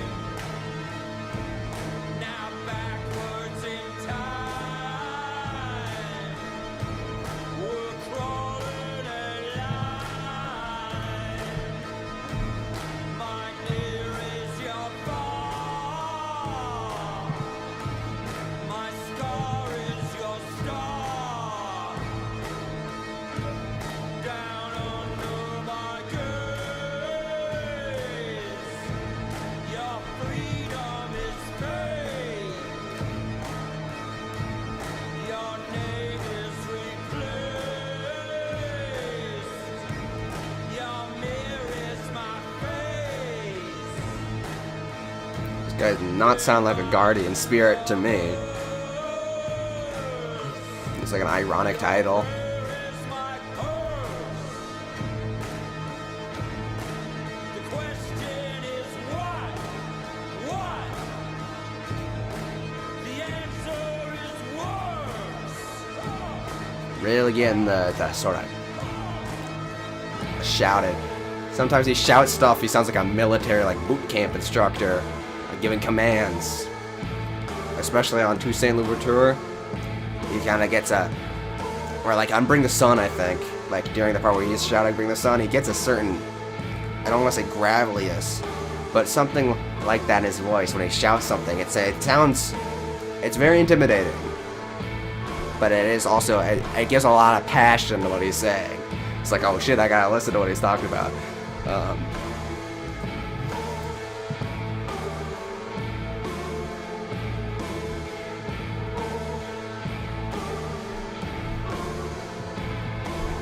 get on the stairs. This is where it's starting to get weird. I don't know what's going on here. I'm gonna gotta listen to him. Now dig in this He's saying it with such conviction. Suck milk from my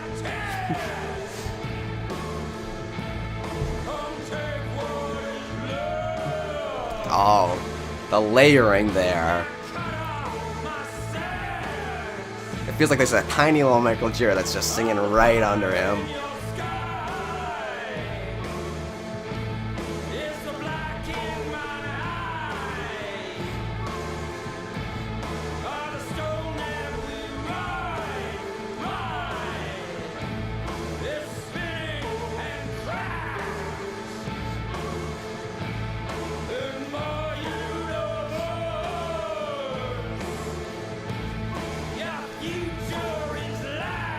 Seems like he's not my guardian spirit at all.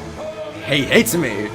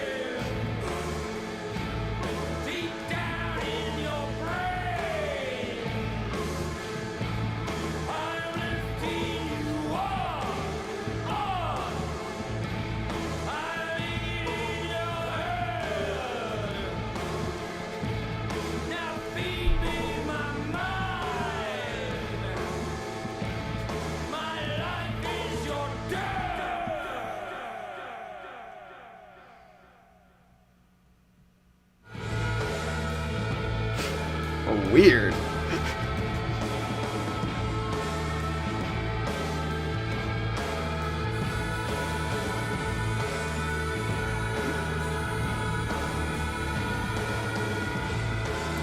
Drum's going crazy right there.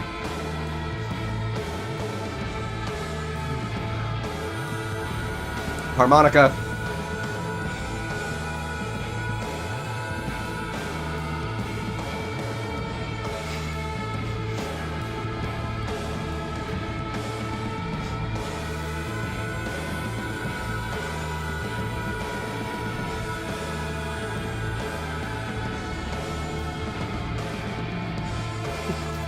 Crazy.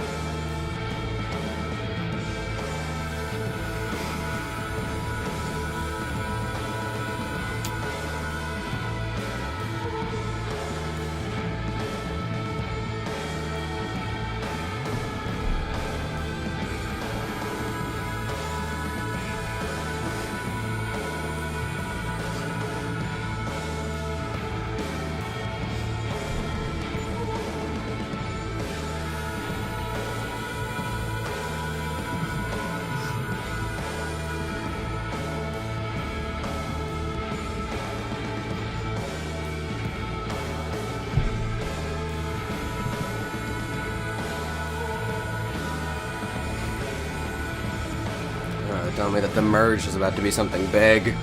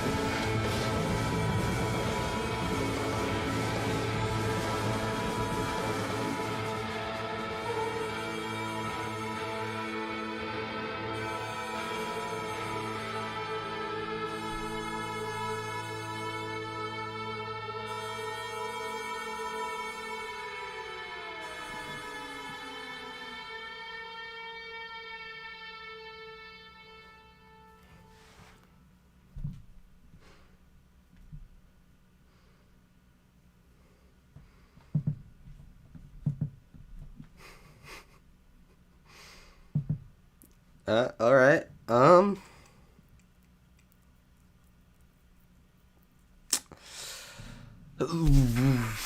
Okay. Well, that was another very supervillain esque song. One of the most guttural vocal performances I've heard from Michael Gira. I mean, he goes crazy on Toussaint Louverture. I'm thinking, I'm remembering "Beautiful Child" from Children of God. Really, and say on that one, he was kind of a little bit more like, he was kind of scary, but he was also kind of scared. On this, he's full on supervillain mode, shouting very, very insane commands. That was a dramatic speech. So I don't think that had much to do with the guardian angel. I'll say that. That was great, though. Do I even need to mention the drums at the end?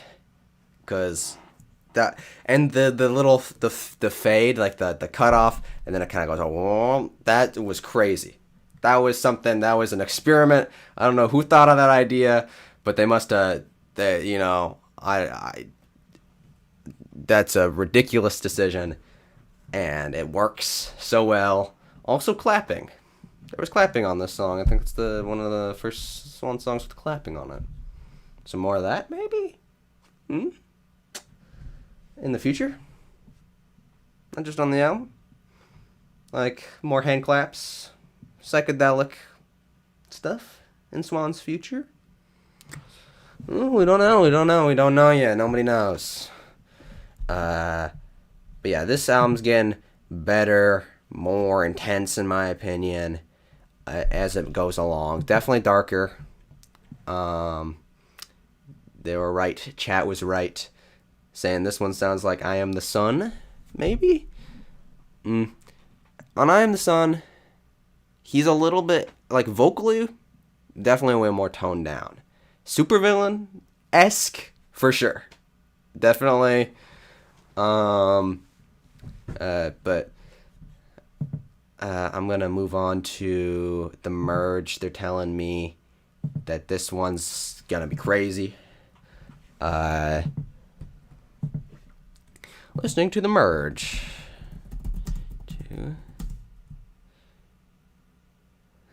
Just the claps. Okay. Was there I guess there is kind of the claps during the like breakdowns. I always just assumed that was like a snare drum that they just blew out in the audio booth.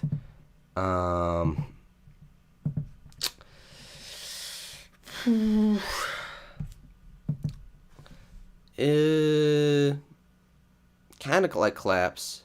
That one had children chanting on it. I wish that there was children chanting more on this album.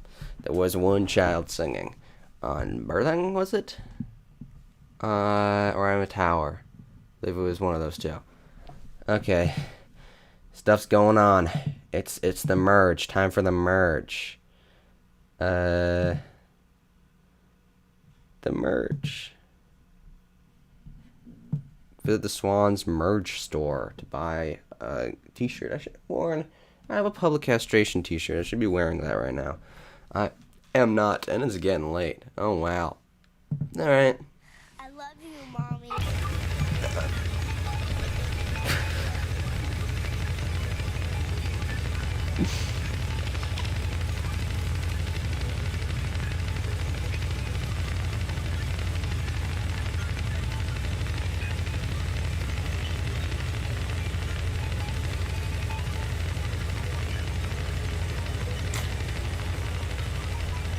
This is like something from Daughters. The Flammable Man. That sounds a lot like the middle of the Flammable Man. That was a quick ending to that section, I will say. You're right, I was definitely not prepared for that to happen. Ooh, this is not Michael, is it? Ooh, Phantom of the Opera here. This is crazy already.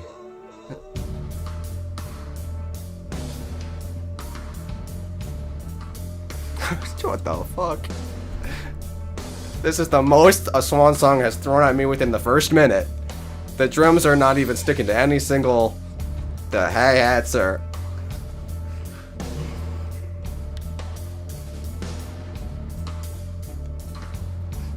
This was not played live, I know that for sure.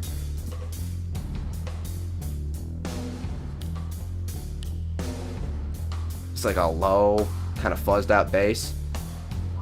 Dun, dun, dun, dun, dun, dun. Kind of going very menacing.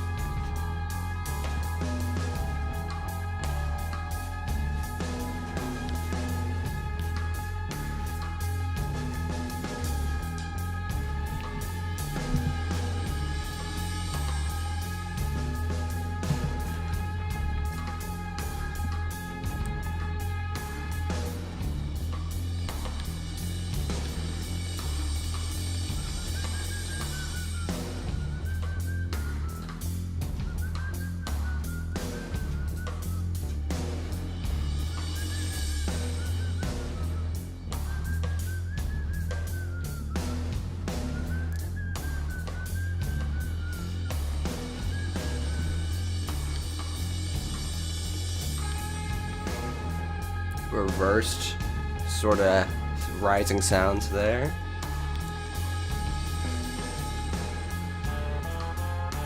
Or maybe they sound reversed, but they could just be sort of cymbal.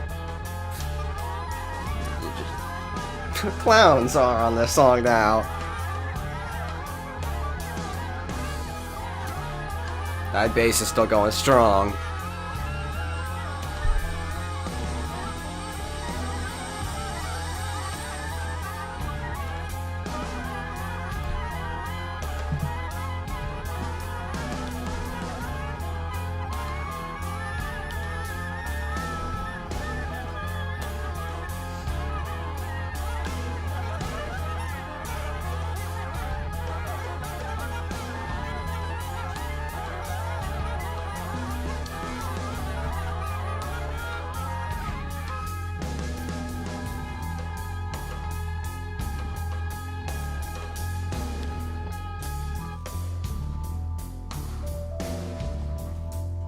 The song has gone through so many instrumental shifts, and they haven't said a word yet. Technically, they said "I love you, mommy" at the beginning.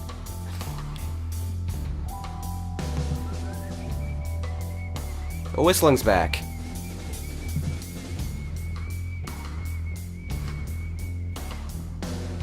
Is this supposed to be what they're gonna do moving forward? Because this is definitely nothing I've ever heard them do before. Is it?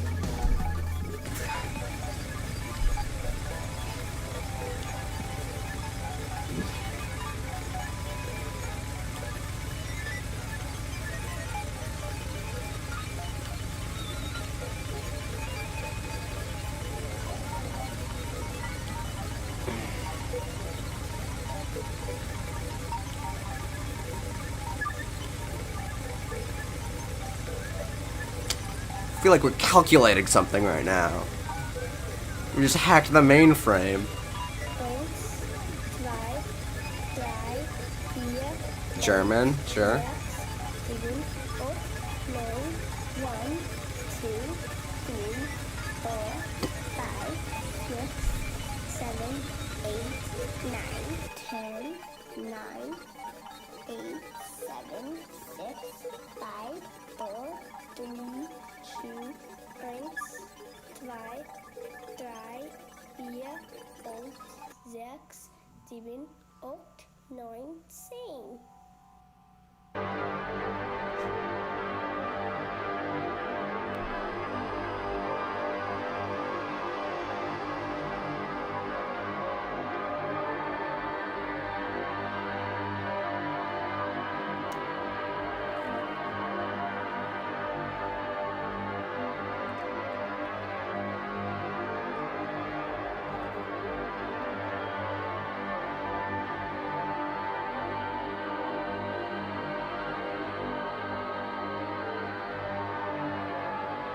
We're in the void right now.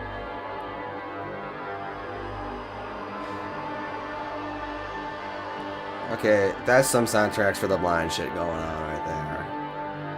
This is like Beautiful Days. This is totally...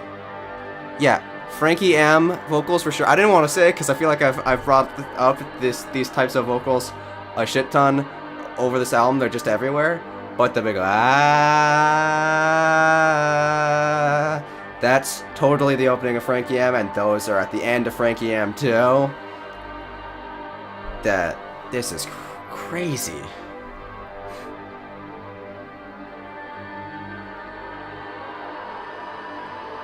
Are those actually, like, those could just straight be samples from the original Frankie M, like the Beggar Lover 3 style?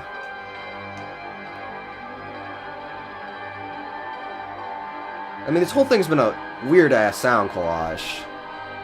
But it's weirder than the Beggar Lover 3. I mean, the Beggar Lover 3 had some weird sounds on it.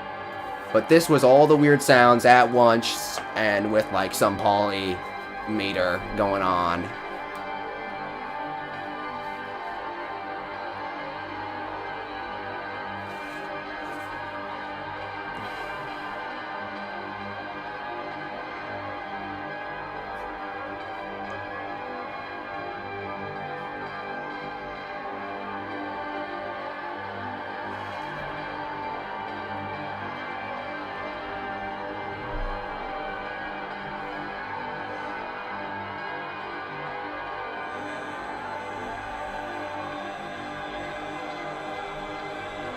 That's like the addition of his sort of vocals on top of it. That's Frankie M territory for sure.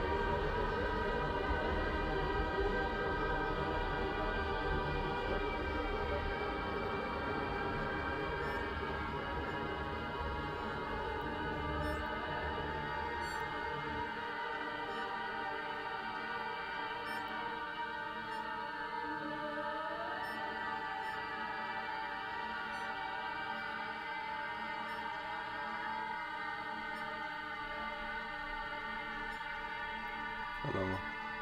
XL. Ooh. Nope, still there. Just little electronic little beeps.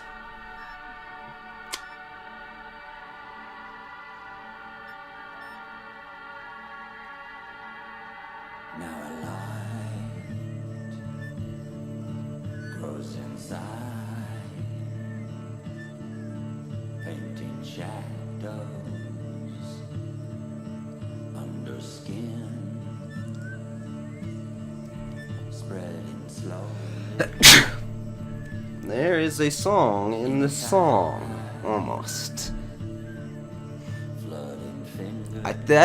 At this point, that is the most surprising turn they could take. Is turn this into an actual song.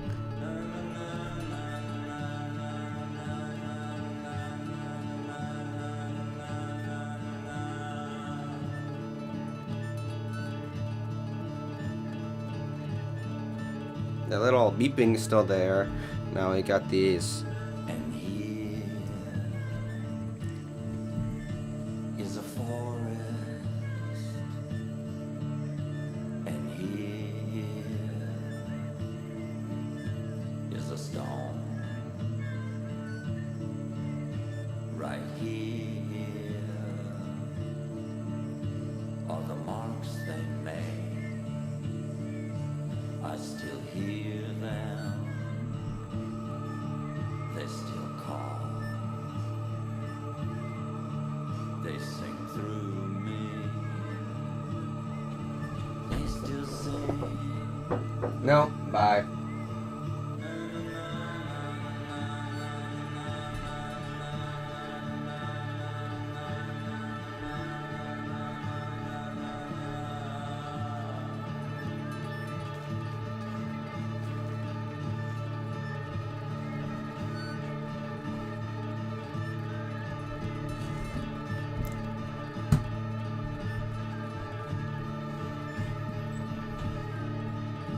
And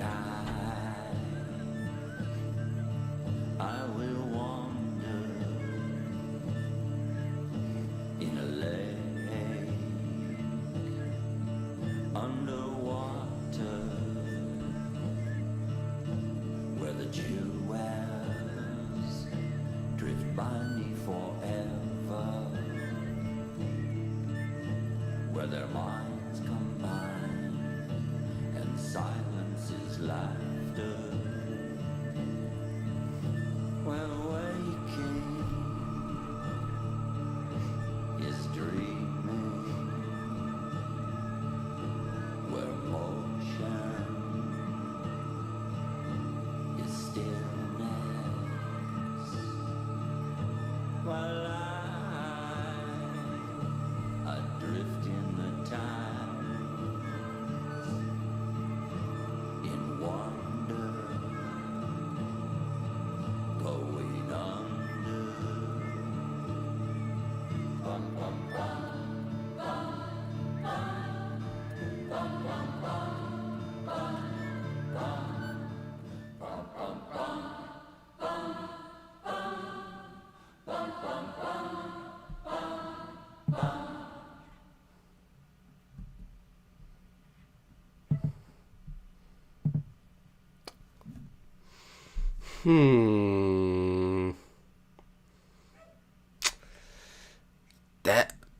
That one's a little hard to say anything about because there was too much. I couldn't parse.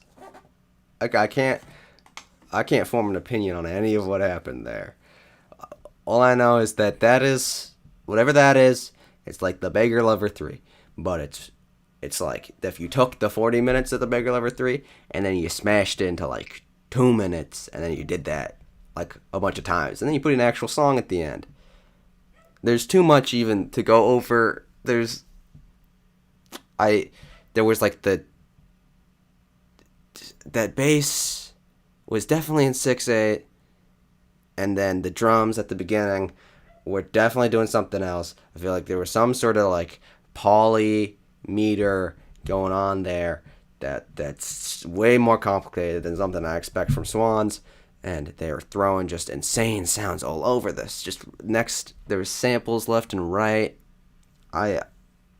There was like that one breakdown of just pure chaos, but it wasn't like normal Swans pure chaos. It was like the weird glitching sounds. It sounded like that part of the Daughter's song, Flammable Man. And there was definitely parts here where like they were throwing electronic sounds all over just the top. At one point it felt like I said like, oh, we're computing something right now. This is a bit, I'll say it's a bit different for the band. That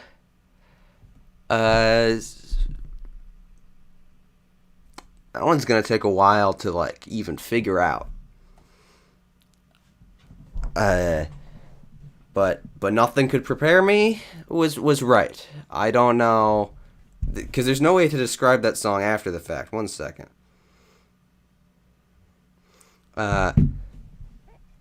There's no way to really describe what that song is after the fact, because it is like a 5-minute song with like a 10-minute noise collage before it, but it's not like A Piece of the Sky. It's not like a Beggar Lover 3 or like something from Soundtracks for the Blind. That's no. That all of that. That's no. That's not even the same genre of music that they've been doing. So could this be the future of Swans? Oh, that is insane. I will say, ending. Nice little, vocal harmony. That's pretty neat. Everything else, varying levels of just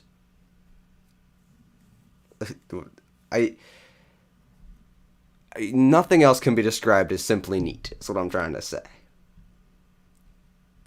I'm kind of stumbling over my words here. I'm gonna try to get on to the final track, because I need to see what's up here. And also it's getting way late, so I'm listening to spell this correctly. I can't spell this correctly. Listening to Rope Away. Last song might be the best song, supposedly. It's Rope Away. Rope was the intro track to The Beggar, apparently, that they were playing live. I would have minded if they just considered that whole The Beggar thing to just be The Beggar, because in my opinion it is. But that was a whole song called Rope, the intro. It's like the Seer was an intro to I Crawled. And in a way it was, I remember that being the acoustic song. The one song that was like actually acoustic, and I remember hearing him say Away, and apparently he says the names of a bunch of people during the live version at least. But annoyingly, this is really getting on my nerves. We have the songs divided into 2 different lyrics pages on Genius, and they need to merge those because it's one track. Okay, let's get it real. Never before have they split up one track into 2 lyrics pages. It's ridiculous. It's disturbing me. It's not a thing they do. It's not a thing you're supposed to do. It's one track. Look at the goddamn album. But it's telling me this first part's instrumental anyways. So let's just move on to Away lyrics pages, and then I'll play the song. Listening to Rope Away.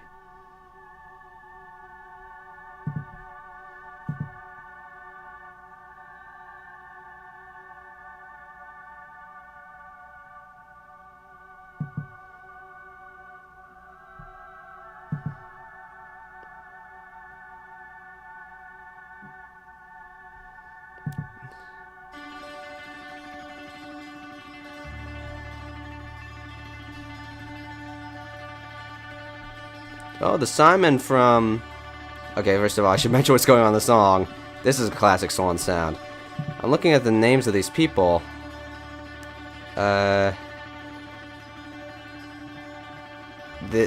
The they're all people that are referenced as mom, Bill Riflin, a photographer, and then Simon from Simon is Stronger Than Us. From they just like seeing other people. He's stronger than us, and he's dead. These are all people who are dead.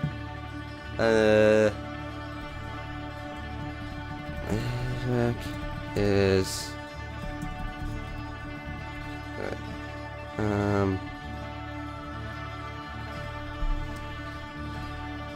so rest in peace, Simon.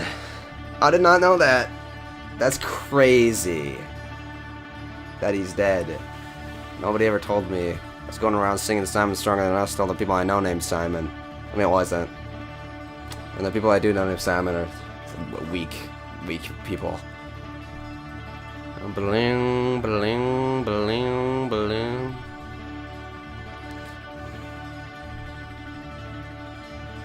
That's totally... Yeah, I remember this. The bling, bling, bling. Those little... That was what was going on during the live show.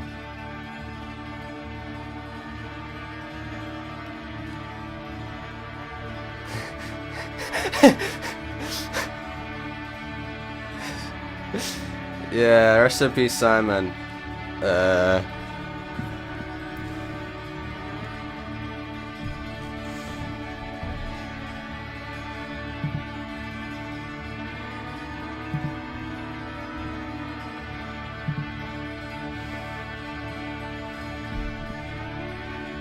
When where has Simon gone, the lyrics say. So, you know, answer that for yourself.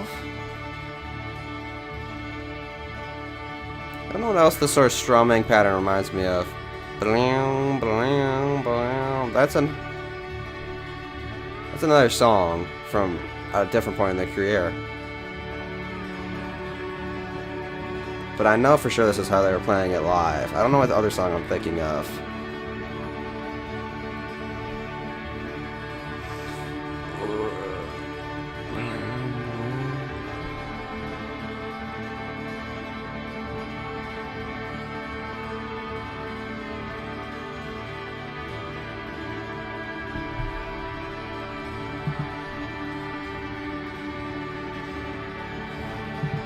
How much of this is rope, by the way? It doesn't say anywhere.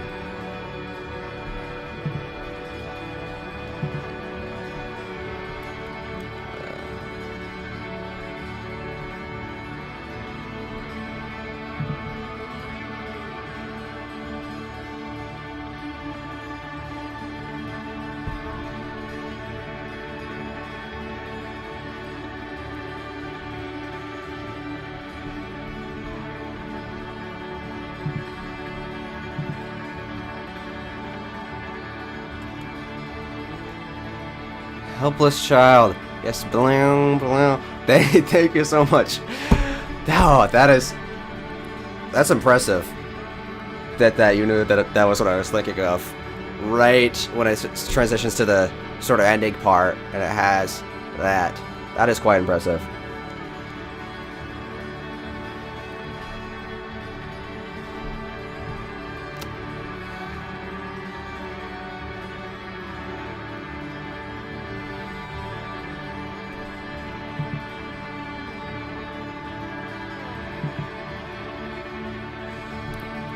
Yeah, so I assume Away is like a little bit of an outro to this. I assume it's going to be acoustic because the live version was acoustic. But yeah, this is way similar to their live performance. This feels more like I'm listening to like a live album than a studio SWANS album.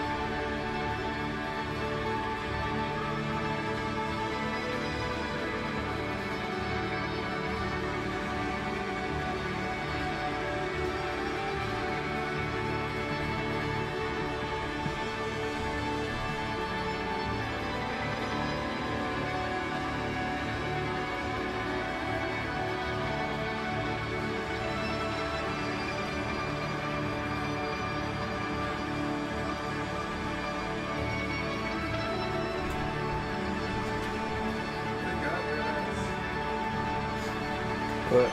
You're done. YouTube got your ass. Oh, they got me? Yeah, you're down. That's true? Yeah. That's crazy. Suspended for policy. The copyright meisters got you.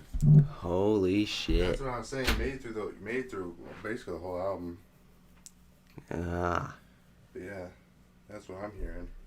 So they got. I mean, in chat they were saying that, and then I got it also happened to me. So I'm figuring that it happened to everybody.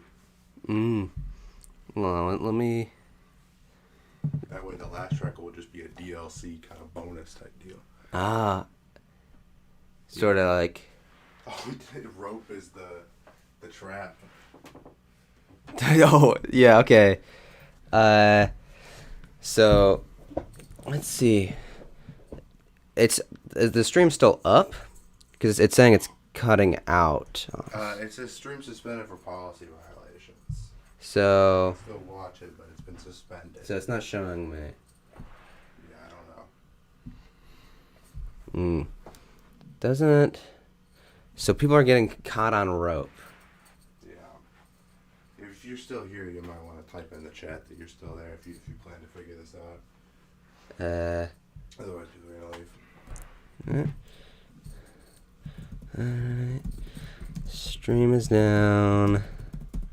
I don't know how to get it back up. I don't think you can do it. Probably not, but you can try.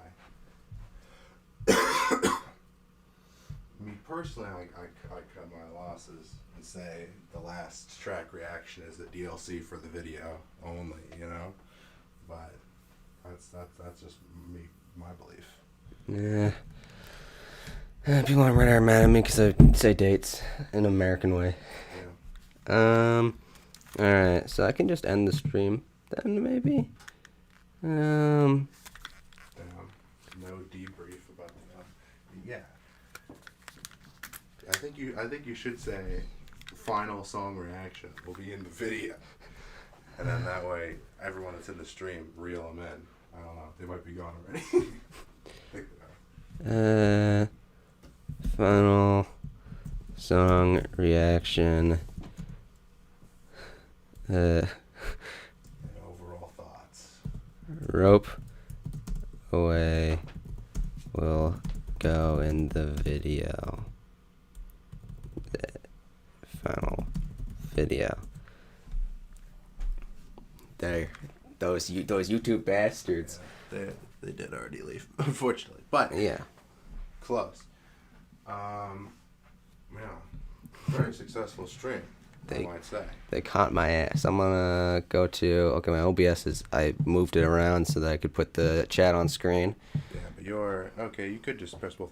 All right, so I guess you got a video to finish because Yeah. you got to listen to the last one and then give your final thoughts. Yeah. So do that. But hey, stream went hard. Got like 5 viewers. It was crazy. That's crazy. It was crazy. They were interacting with the content. That's what you get for being topical, man. Mhm. Those people were going to every single stream. They're still interacting with me. I'm gonna cancel that. Oh, yes, dude. That means they see it. They're gonna subscribe and wait for the video now. Yeah. That's the play. But yeah, all those people were literally. They said both of those people were jumping around to every single live reaction stream, and you caught them. You reeled them in like a fish with a net. With my beautiful reactions. Yeah, I'm gonna put. I can't get the stream back up.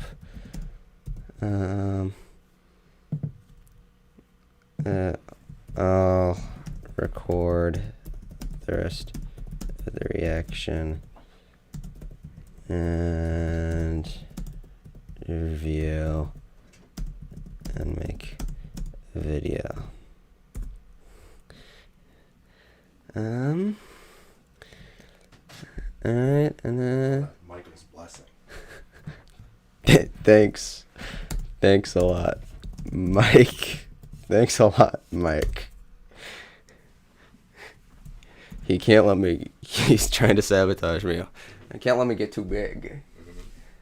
Exactly. But I think this is a blessing in disguise, because if you just turned off the stream at the final song and said you have to subscribe to my YouTube channel to watch the rest of it, people would hate that. Thanks, This is essentially what's happening. Thanks a lot, Mike. can't. Too big. Okay, I'm just gonna put ending stream, and then I'm gonna end it. Now that sounds good.